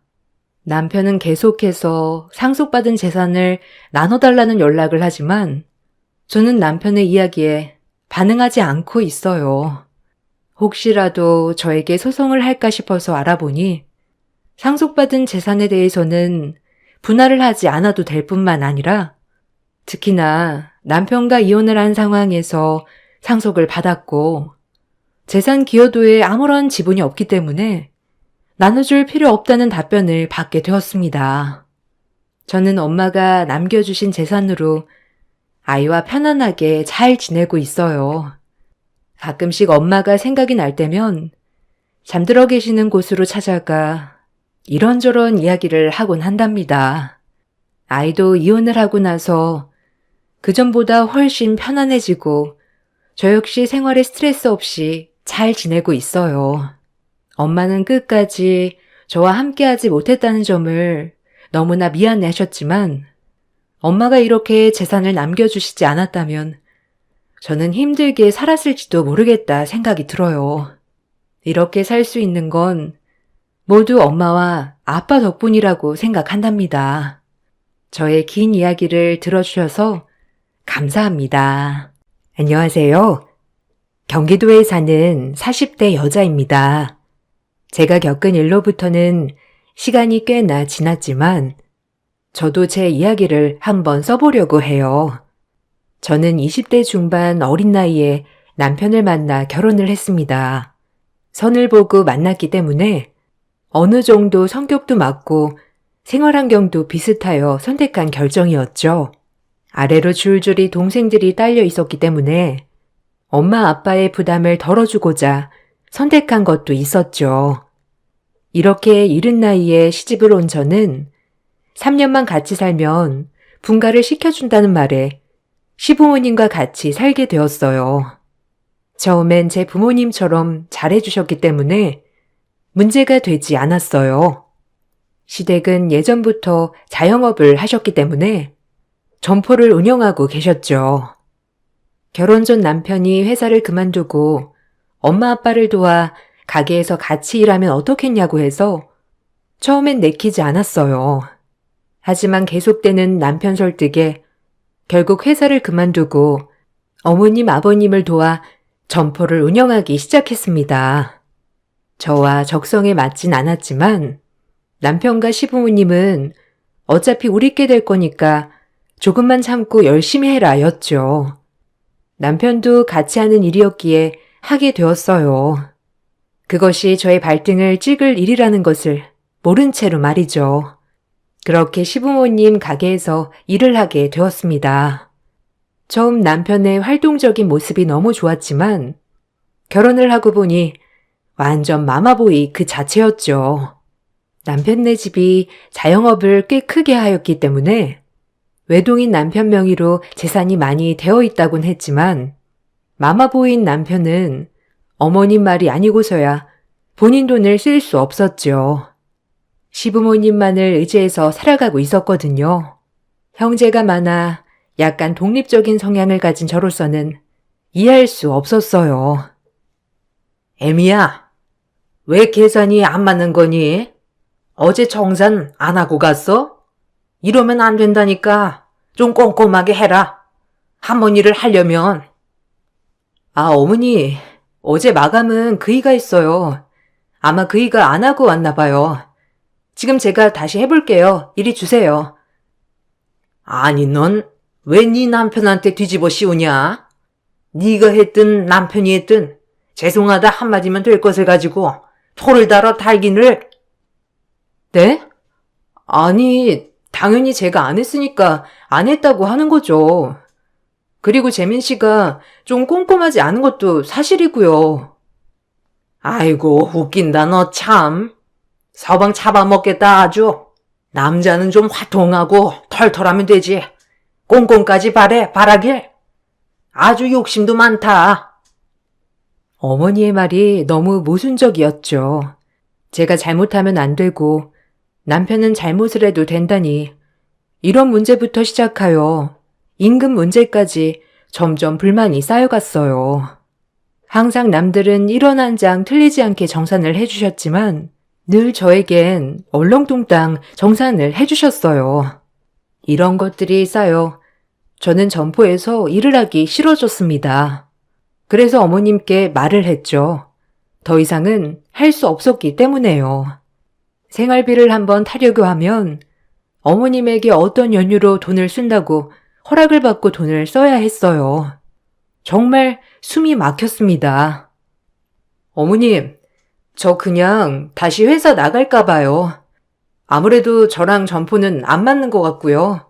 오히려 회사 생활이 맞는 것 같아요. 아니, 왜 그러냐? 나 때문이냐? 아들 하나 있는 거 나중에 다 너 거가 될 건데 미리미리 알아두면 좋지. 내가 괜히 그러냐? 그건 그때 나중에 할게요. 항상 월급도 일한 시간이랑 안 맞는 것 같고 이게 지속되면 안 하는 게 나을 것 같아서 그래요. 아니, 어차피 다 우리 돈인데 그게 그렇게도 억울하냐? 나도 참 너한테 섭섭하다. 가족이면 좀 손해도 보면서 하는 거지. 어찌 그렇게 또박또박 다 받아내려고 해? 나 원참. 애초에 욕심 많은 건 알았는데 너 참 너무하다. 딸이었어도 이럴 테냐? 그건 다른 문제죠. 생활비 문제도 그렇고 일을 냈으면 당연히 통장에 돈이 꽂혀야 되는 게 정상 아닌가요? 전 대가는 확실해야 한다고 생각해요. 재민 씨도 본인이 얼마 받는지도 잘 모르는 것 같고 이게 반복이 된다면 안 하는 게 나을 것 같아요. 어머님은 말도 안 되는 걸로 꼬투리를 잡으셨어요. 그리고 임금 문제는 어차피 너희 점포가 될 건데 뭐가 문제냐라는 식이었죠. 하지만 저 혼자만 갖는 불만이었어요. 바보 같은 남편은 본인의 월급이 제대로 얼마인지도 모른 채 일을 하였기 때문이었죠. 이런 부분에서 남편은 제 힘이 되어주지 않았어요. 그저 늙은 엄마 평생 일하느라 힘드셨다. 네가 좀 도와줘라 였죠. 너도 참 그렇다. 아니, 우리 엄마가 나중에 재산이나 이런 거 다 누구 주겠어? 다 내 거 아니야, 그럼. 그냥 좀 사바사바 하면서 엄마 비위도 맞추고 그래야 엄마가 그런 거 다 줄 맛이 나지. 너처럼 또박또박 말대꾸하면 주려던 것도 안 주겠다, 안 그래? 아니, 내가 많은 걸 요구하는 것도 아니고 그건 나중 문제지. 이런 금액은 정확히 계산해서 줘야지. 가족이라고 그런 게 어딨어? 아, 따지지 좀 마라, 진짜. 너 내가 장모한테도 이런다고 생각하면 안 섭섭하겠어? 나도 마찬가지야. 우리 엄마한테 하는 거 보면 섭섭해. 뭐? 거기서 그 말이 왜 나와? 솔직히 자기 여기서 뭐 고등학교 졸업하자마자 일했다면서 자기 명의로 재산이 있으면 뭐해? 어머님이 꼭 움켜쥐고 있는 것을 생활비 한번 타려면 뭐든지 다 어머님 아버님 통해야만 돈이 나오고 난 이런 생활 숨 막혀. 모든 돈 문제는 시부모님께 이야기를 해야 하는 것도 답답했어요. 결혼을 했다면 경제적 독립을 해야 하는 게 맞는다고 생각했거든요. 제가 이런 문제를 가지고 얘기 좀 하려고 하면 남편도 마찬가지로 저를 또박또박 따지는 깐깐한 여자로 몰고 갔습니다. 이런 게 지속되다 보니 정말 내가 잘못된 건가? 내가 좀 너무 따지나? 라는 생각이 들 정도로 가스라이팅을 당하고 있더군요. 점점 이 점포에서 일하는 게 익숙해져 갔어요. 시댁은 여러 매장을 가지고 있었기 때문에 어머님, 아버님 또한 바쁜 나날을 보내고 있었죠. 그렇게 어느 정도 시댁 일에 적응이 되었을 때 저는 임신을 하였어요. 임신을 하고 당연히 조금은 쉬어가면서 일을 해야겠다고 생각했는데 시어머니 생각은 달랐죠. 어머니, 저 임신했어요. 이제 어머니도 할머니가 되신대요. 축하드려요. 6주 정도 됐는데 아직은 안정이 많이 필요하대요. 어머, 축하한다. 나도 우리 재민이 가졌을 때가 생각나는구나. 아주 그때 배불러서 일하느라 힘들었는데. 아, 힘드셨겠어요. 그래서 말인데 저는 근무 시간 좀 조절하려고 해요. 아무래도 서 있는 일이 많다 보니 아기한테 무리도 갈 것 같고요. 뭔 소리냐? 임신해도 똑같지? 오히려 많이 서 있고 움직여야 애도 빨리 나오고 얼마나 편한데? 내가 만삭 때까지 일한 결과 재민이를 얼마나 빨리 낳았다고. 걱정 말아라. 여기서 충분히 애 가져도 일할만 하니까 알겠지? 그러니까 조절은 말아라. 어머니의 말이 너무 섭섭하게 다가왔어요. 임신한 며느리를 똑같이 부려먹겠다는 마음을 알고 나니 너무 실망스러웠어요. 오히려 전 임신을 했다고 하면 쉬엄쉬엄 하라고 말을 해주실 줄 알았거든요. 하지만 제 생각과는 정반대의 결과였습니다. 그래서 전 제가 뱃속의 아이를 지켜야 한다는 생각으로 어머니께 못한다고 말씀을 드렸어요. 어머님은 길길이 날뛰었고요. 본인도 그렇게 일을 해왔으니 저도 똑같이 일을 해야 한다는 말씀이었죠. 너무한데 생각이 들었지만 제 편은 없었어요. 아니요, 어머니. 회사에서도 임신하면 휴가를 받는 판국에 저 이렇게는 일 못해요. 컨디션도 안 좋고 조금은 쉬면서 할래요. 아니, 임신했다고 유세 떠냐? 임신하고도 3교대 근무하는 사람들도 있는데 그건 다 정신력 문제야, 알아? 정신력이라뇨. 어머님, 제가 남의 애 가진 것도 아니고 어머님 손주를 가졌는데 어쩜 그렇게 말씀하실 수가 있으세요? 내가 틀린 말 했냐? 요즘 애들은 하여간 뭐만 하면 실공니. 그래서야 이 가게를 어떻게 너를 믿고 넘기냐? 못 들은 걸로 하마. 어머니, 엄연한 노동력 착취라고 생각 안 하세요? 제가 말을 안 해서 그렇지 참고 있는 게 한두 개가 아니라고요. 너 말 한 번 잘했다. 뭐 착취해? 참나. 아니 그럼 공짜로 내 재산을 다 얻으려고 했어? 노력한 만큼 받는 거야, 알아? 너네가 이 재산 다 어떻게 모았다고 생각하니? 너처럼 실컷 다시고 모으면 모을 수 있었겠어? 열심히 해야 내게 캐는 거라고. 어머님은 말이 안 통하셨어요. 무조건 근무 시간을 다 채워라였죠. 너무 서러웠습니다. 현대판 노예도 아니고 이게 뭔가요? 전 남편에게 말을 했지만 여전히 남편은 남의 편이었죠. 남편은 본인은 힘이 없으니 엄마 말을 들어라 였습니다. 그래야 콩고물이 떨어진다고 말이죠. 너무 어리석어 보였어요. 본인이 노력해서 가정을 일궈 독립할 생각은 안 하고 그저 나중에 시부모님 재산을 물려받을 생각에 현재에 너무 안주하고 있다는 사실이 절 화나게 했지요. 전 아이를 가진 만큼 달라져야겠다고 생각했어요. 어떻게 어머님은 월급도 제대로 안 주시면서 일을 당당하게 시키셔? 임신해도 만삭 때까지 무조건 하래. 어떻게 생각해? 내가 힘이 있냐? 뭐 엄마 말이 그런다면 그렇게 해야지, 안 그래? 그래도 요새 만삭이어도 일하는 사람은 하더라. 당신 진짜 어머님이랑 똑같구나? 아니면 당신도 어려서부터 가스라이팅 당한 거야? 자기 졸업하자마자 일했다며. 그래서 세뇌 당한 거 아니야? 보면 월급도 제대로 못 받고 있는데 이게 정상이냐고. 그래도 우리가 독립할 수 있게 월급은 제대로 줘야지.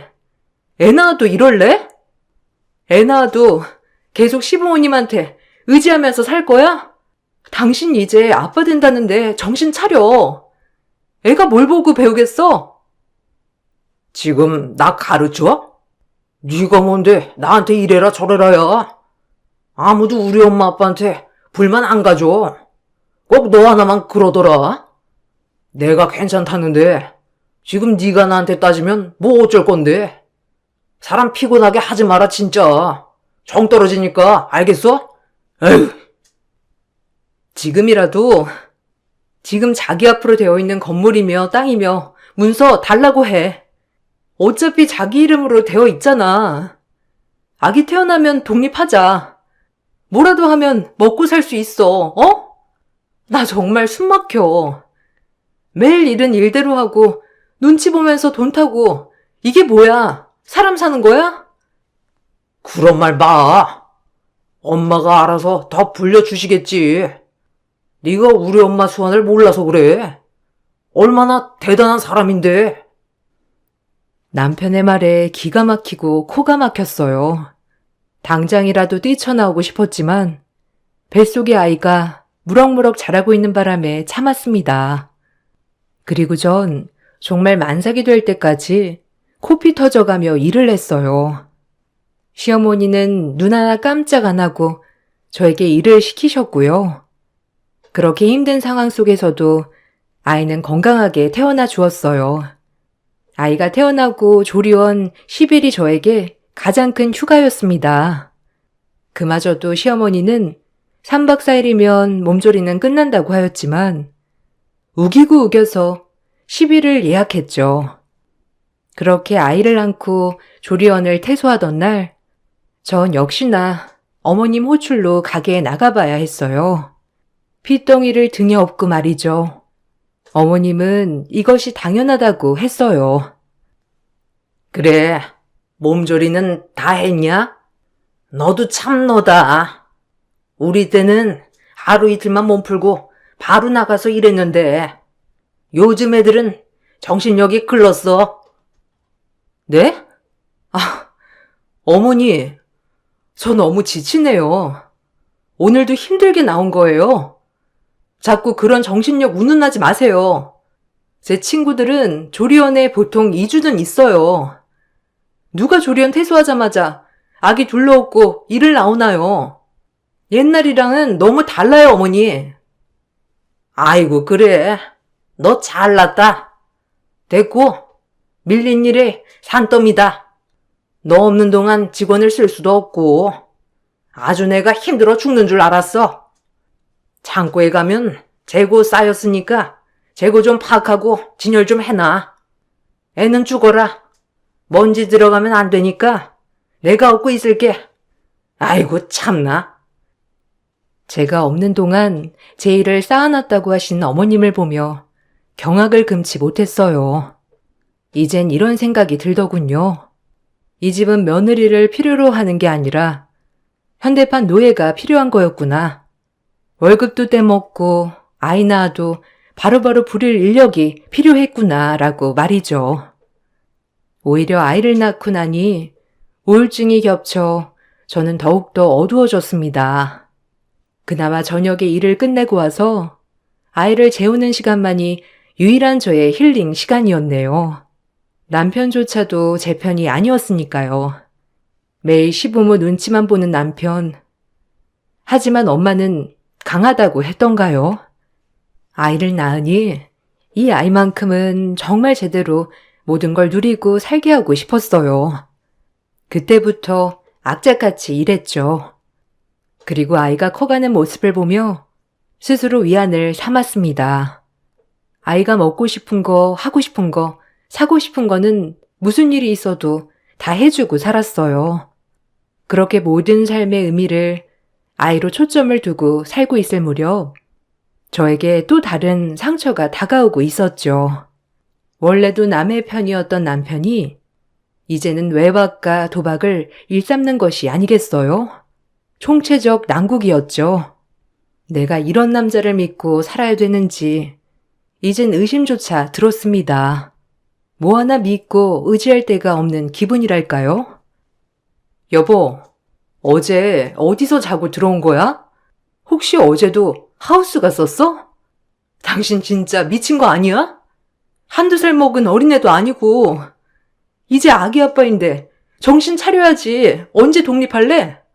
아무리 어머님 아버님이 물려주실 재산이 있다고 하지만 자기도 자기 앞가림은 똑바로 해야 할 거 아니야. 내 말이 틀려?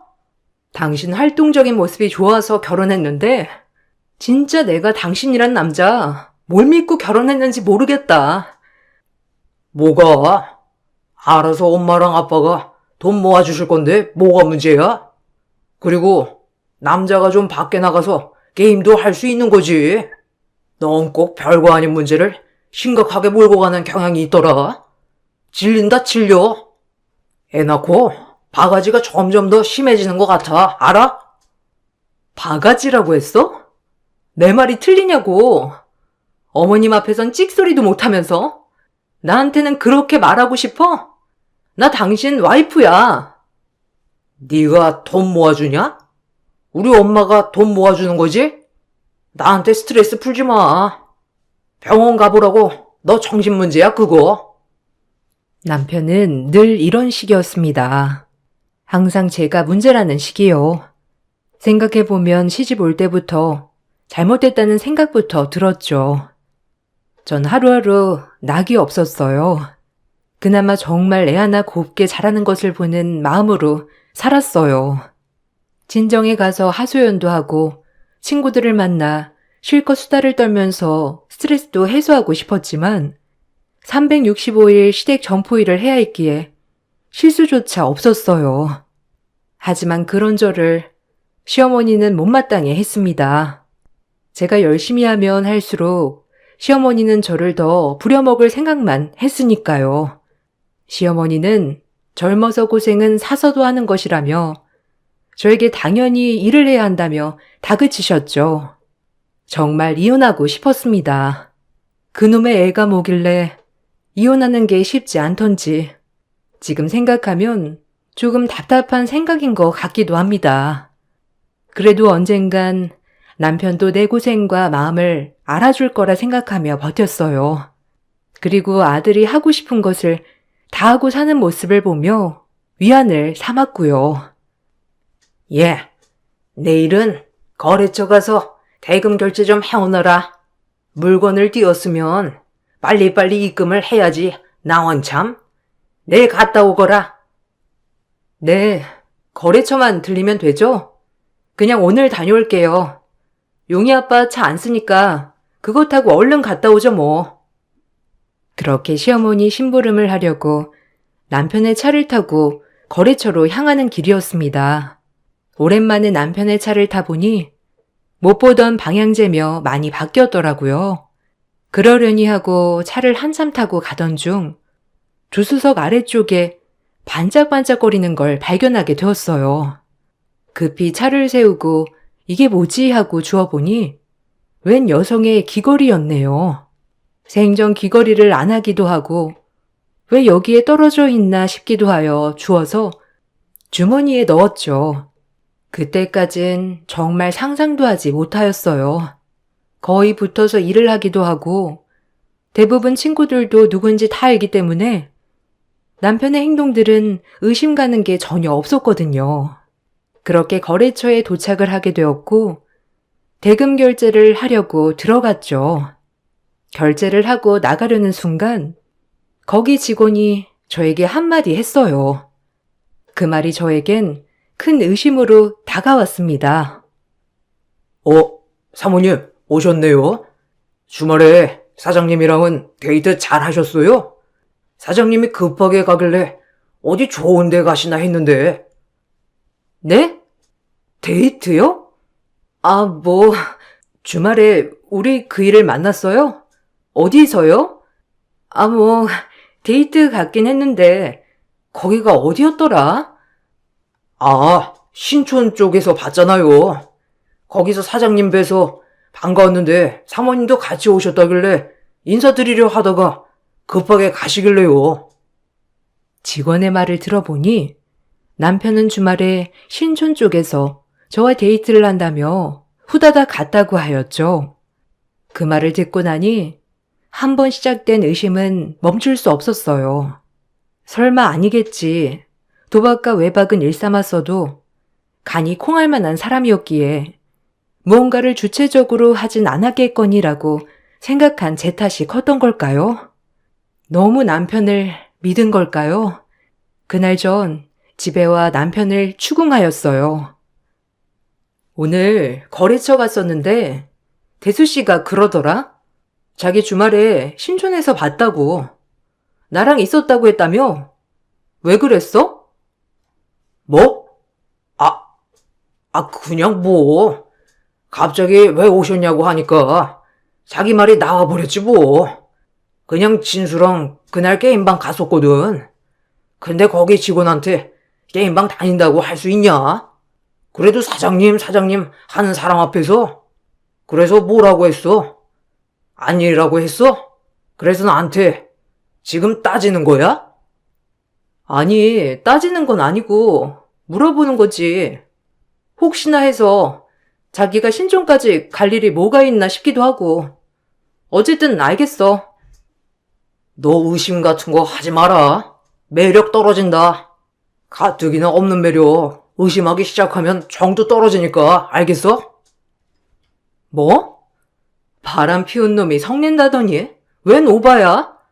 그리고 이 귀걸이는 뭐야? 당신 차 조수석에 떨어져 있던 건데 웬 귀걸이야? 그게 뭐지? 모르겠는데. 네 거 아니야? 난 모르지. 내 차 조수석에 너 말고 앉을 사람이 누가 있다고? 너무 당당한 남편의 말에 믿을 수밖에 없었어요. 그리고 전 개의치 않으려고 노력했어요. 조금 더 의심했어야 했지만 남편이 그럴 리가 없다고 당연히 생각했기 때문이죠. 그렇게 하나의 지나가는 에피소드겠거니 하고 생각을 하고 저는 반복되는 일상을 보내고 있었습니다. 그날은 제가 점포에서 야근을 하는 날이었어요. 보통 한 달에 한 번 정도 돌아가며 야근을 하는데 그날은 제가 야근을 하는 날이었어요. 남아있던 재고조사도 할 겸 물건들도 좀 정리도 하고 그렇게 쉬엄쉬엄 야근을 하였죠. 그러다 저도 모르게 깜빡 잠이 들었어요. 한참 잠을 자고 있는데 가게에 들어오는 인기척 소리에 놀라 잠이 깼어요. 그리고 조금은 두려운 마음에 몸을 숨겨 그 일행들을 보고 있는데 저희 가게에 오래된 직원들이었어요. 얼큰하게 취해 잠시 뭘 가지러 들어온 거였고요. 그러려니 했지만 그들의 대화를 엿듣게 된 순간 40살 내 인생에 천지개벽할 대박이 터졌습니다. 참 사모님도 안타깝긴 하지. 어렸을 때부터 시집와서 내가 보기엔 임금도 제대로 못 받고 일하는 것 같더라고. 짠돌이 영감이랑 할머니가 어디 남한테 돈 줄 위인이냐? 그저 며느리랍시고 부려만 먹는 거지. 그렇다고 남편 놈이 제대로 된 거면 말을 안 하지. 아유, 그러니까. 아니, 요새 밤낮 다른 여자랑 눈 맞아서 돌아다닌다며? 할마씨도 알고 있더구만. 은근히 영감이랑 할마씨가 인정했나 봐. 그럼 사모만 모르는 거? 아니 어떻게 그래? 평생 몸 바쳐서 일했는데 공은 안 주고 부려만 먹고 버림받는 거야 그럼? 누가 아니래. 아마 그렇겠지 뭐. 나중엔 아무것도 없이 쫓겨날 거라니까. 아주 노랭 영감이랑 할 맛이. 그리고 아들까지 똑같아. 그리고 나중에 남자 하나 물어다가 아마 엮어서 쫓아낼 거래지. 나 진짜 할 맛이 얘기 듣고 놀라가지고. 세상에 비밀이 어디 있다고? 와, 진짜 너무한다. 아니 어쩜 그러냐? 사모만 불쌍하지 참. 애 하나 보고 사는 건데 그렇게 남자였고 쫓아내면 애를 보여주겠어? 직원들의 말은 이러했어요. 남편이 저 몰래 만나고 있는 여자가 있고 공공연하게 저만 모르고 모든 사람들이 알고 있다. 심지어 시부모님들도 알고 계신다였죠.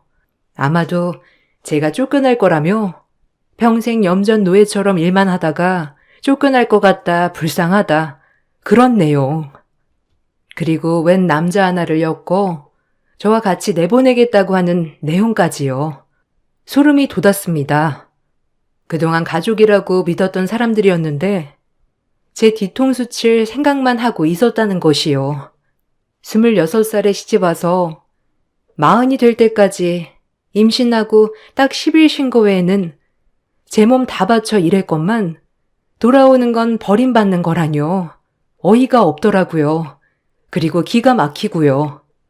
처음엔 이가 덜덜 떨릴 정도로 사지가 떨렸어요. 진짜 바람 피운 게 맞는다고 생각하니 어이가 없었죠. 내가 너무 믿었구나. 그동안에 숱한 증거들을 흘렸는데 왜 그냥 넘어갔을까 기가 막히더군요. 근데 역으로 바꿔보니 대박이더라고요. 그동안 가스라이팅을 하도 당해 이제 이것조차 잘못된지 모르고 살았는데 이걸 제대로 이용하여 너네 코를 납작하게 해주마라는 계획이 스쳐 지나갔습니다. 생각하기 나름이라고 저에겐 대박 같았네요. 그렇게 전 직원들을 포섭하기 시작했어요.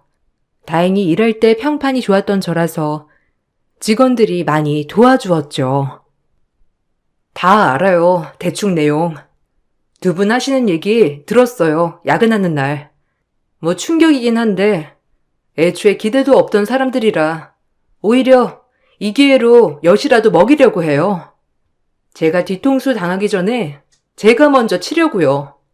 여러분들이 저 도와주셨다는 건 비밀로 할게요.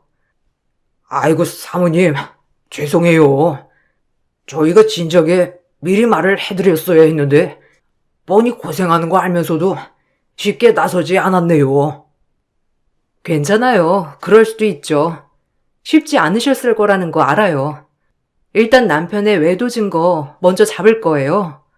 그리고 시부모님이 그동안 여기 세금 장부 조작한 거랑 제 임금 체불한 거 싹 다 가지고 가서 고소할 거예요. 전 오히려 좋게 생각하고 있으니 제 걱정은 안 해주셔도 돼요. 뭔가 마음이 헛헛하면서 가벼웠어요. 14년 종살이가 이렇게 끝날 줄이야. 남편이 가벼운 사람이어도 믿고 한편으론 아이 아빠로 믿음이 있었는데 이렇게 내 뒤통수 칠 생각만 하였다는 게 너무 큰 충격과 배신이었죠. 하지만 모든 걸 알고서는 가만히 있을 수 없었어요. 일단 외도 현장부터 잡았습니다. 직원들이 항상 일정한 시간에 일을 하지 않고 남편이 자리 비우는 시간을 알려줬기 때문에 그날 제가 뒤를 캘 수 있었어요. 역시나 뒤를 캐보니 아주 젊고 예쁜 여자와 바람을 피우고 있었어요. 오빠, 언제 이혼하는 거야? 곧 한다면서. 어머님도 나 싹싹하다고 마음에 들어하는 것 같던데. 진짜 그거 다 오빠 거 되는 거야? 아, 당연하지. 아들이 나 하나라. 엄마 아빠께 다 내 거지 뭐. 아직 기회 엿보고 있어. 남자 하나 붙여서 쫓아내야지. 그래야 애 핑계도 못 댈 거 아니야. 어차피 아들이야 우리 엄마 아빠가 키워주실 거고. 너랑 나랑은 꽃길만 걸으면 돼. 걱정 마. 이왕이면 아들도 줘버리지 그래? 우리끼리 새로 낳으면 되지 않아? 볼 때마다 불편할 것 같은데 남의 애잖아. 안 돼요, 그럼. 너 애 핑계로 우리 재산 슬쩍 뜯어가려고 이리저리 기웃거릴 수도 있다고 해, 엄마가. 아주 싹을 잘라야 돼. 너무 어이가 없었어요. 카페에서 저런 얘기를 하고 있다니. 두 문애들의 대화를 녹음하고 사진을 찍었어요. 카페를 갔다가 방도 잡아 들어가더군요. 매주 금요일 이 시간만 되면 저만 모르게 밖에 나가 이짓거리를 했었을 생각을 하니 너무 화가 났어요. 더 큰 복수를 위해 참았죠. 그리고 전 변호사 사무실에 찾아갔습니다. 그동안 임금체불 내역들, 시부모님의 가계장부, 그리고 남편의 외도, 제 말을 들은 변호사님은 한참을 아무 말씀이 없으셨어요. 어떻게 14년을 참고 살았냐고 말했죠. 당연한 줄만 알았습니다. 처음엔 잘못된 건 알았지만 시간이 지날수록 저도 그 집에 스며들었기 때문이죠. 14년 중 딱 10일을 쉬고 일했는데 제 손에 주어진 돈은 단 한 푼도 없었어요. 모든 돈 관리를 시부모님이 하셨기 때문이죠. 변호사님은 이혼 소송 및 재산 분할, 그리고 그동안의 임금 체불에 대해서도 모두 다 보상받을 수 있다고 저에게 용기를 주셨어요. 그리고 이혼을 한다면 친권, 양육권 또한 저에게 넘어올 확률도 높다고 말했죠. 전 변호사님의 말에 삶의 희망을 얻었어요. 그리고 이제 본격적으로 시댁과 싸울 준비를 했죠. 아니, 너 뭐 하는 거냐? 오늘 하루 종일 어디 돌아다니길래 일도 내팽개치고 집에 밥도 안 해놓고 지금 정신이 있는 거야? 뭐라고요? 지금 저보고 정신이 있냐고 했어요? 그럼 어머니는 정신이 어디 가셨길래 애 아빠 바람 피우는 꼴을 눈 감아 주셨는데요? 어머머머, 얘 뭐라니? 지금 너 약 먹었냐? 무슨 헛소리를 이렇게 진지하게 하니? 바람이라니? 용이아범이 무슨 바람이냐? 다 알아요. 지금 바람나고 어머님 저한테 남자 붙이려고 한 사실도요. 이게 언제까지 비밀이 될 줄 알았어요? 뭐? 아니, 얘가 오늘 뭘 잘못 먹었나? 너 꿈꿨니? 왜 이래 정말? 난 네가 도통 무슨 말을 하는지 모르겠다. 그럼 법으로 얘기할게요. 제가 어머니한테 뭘 그렇게 잘못했나요? 26에 시집와서 지금 40이 다 되도록 어머님 아버님 하라는 대로 일만 했어요. 아들 낳고 제가 뭘 사치를 했나요? 아니면 돈을 빼돌렸나요? 제가 뭐가 부족해서 이런 배신을 당해야 하나요? 그래, 솔직히 말해서 까놓고 너 볼 거 뭐가 있니? 뭐 가게에서 일하는 거? 그거 당연히 할 일이고 아들 낳은 것도 뭐 너 혼자만 아들 낳았냐? 재민이가 만나고 있는 애는 누구네 집 딸인 줄 알아? 우리 재민이 그 집에 장가 가면 이 점포들이 뭐야? 더 큰 걸 손에 넣을 수 있는데 안 그래? 너 이 집에서 고생한 거 다 알지만 그냥 물러나 죽어라. 이왕 알게 된 거 그냥 조용히 나가. 미쳤어요? 몸만 나가게? 내가 이 집에서 개고생한 게 14년이야. 바람도 모자라서 날 매도하려고 했는데 이걸 내가 가만히 넘어갈 것 같아? 용의는 당연하고 내가 개고생한 거 다 챙길 거니까 두고 봐.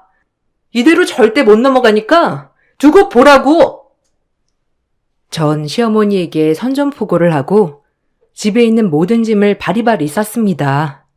그리고 아들만 챙겨 집을 나왔죠. 당장 갈 데가 없어 친정으로 가 집을 알아보고 이혼 준비와 재산 분할, 그리고 임금 체불에 대한 소송, 상간녀 소송을 걸었어요. 이걸 보내자마자 남편 측은 난리가 났어요. 생각보다 재산이 많았던 남편이었기에 저에게 분할해줄 재산은 어마어마했죠. 길길이 날뛰고 집에 찾아왔어요. 너 미쳤냐? 지금 내 뒤통수를 이렇게 쳐? 얌전한 고양이 부뚜막에 올라간다더니 안 그런 척 하면서 지금까지 이럴 계획이었던 거야? 너나 잘해. 네가 지금 계획한 건 뭐고? 멀쩡한 나 불륜녀 만들어서 쫓아낼 계획은 뒤통수 아니고? 너랑은 이제 할 얘기 없어. 법정에서 해. 아이, 이걸 진짜? 그냥 조용히 물러나. 용이 데리고 가게 해줄 테니까. 돈은 포기해. 그러면 깨끗이 이혼하고 끝내자. 인간 말종 같은 놈. 애보다 돈이 더 중요하지 너는? 평생 지 엄마 품에 숨어서 아무것도 할 줄 모르는 바보 천치 같은 놈. 너를 믿고 결혼하는 게 아니었는데 내가 미쳤지. 지난 일 후회하면 뭐 하겠냐마는. 이대로는 억울해서 못 끝내.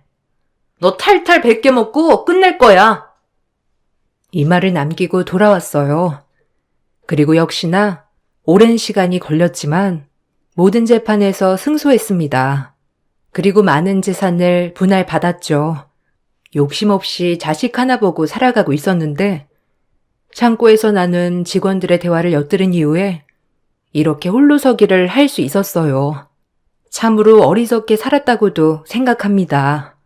그저 시어머니 말이 법인 줄 알고 살았으니까요.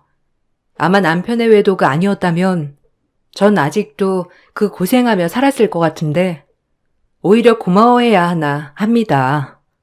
지금은 아들을 데려와 살고 있어요. 재산 분할이 꽤 많이 되었기 때문에 아쉽지 않게 살아가고 있어요. 이것이야말로 대박이 아닐까 해요. 그때는 몸도 고단하고 마음도 참 고단했거든요.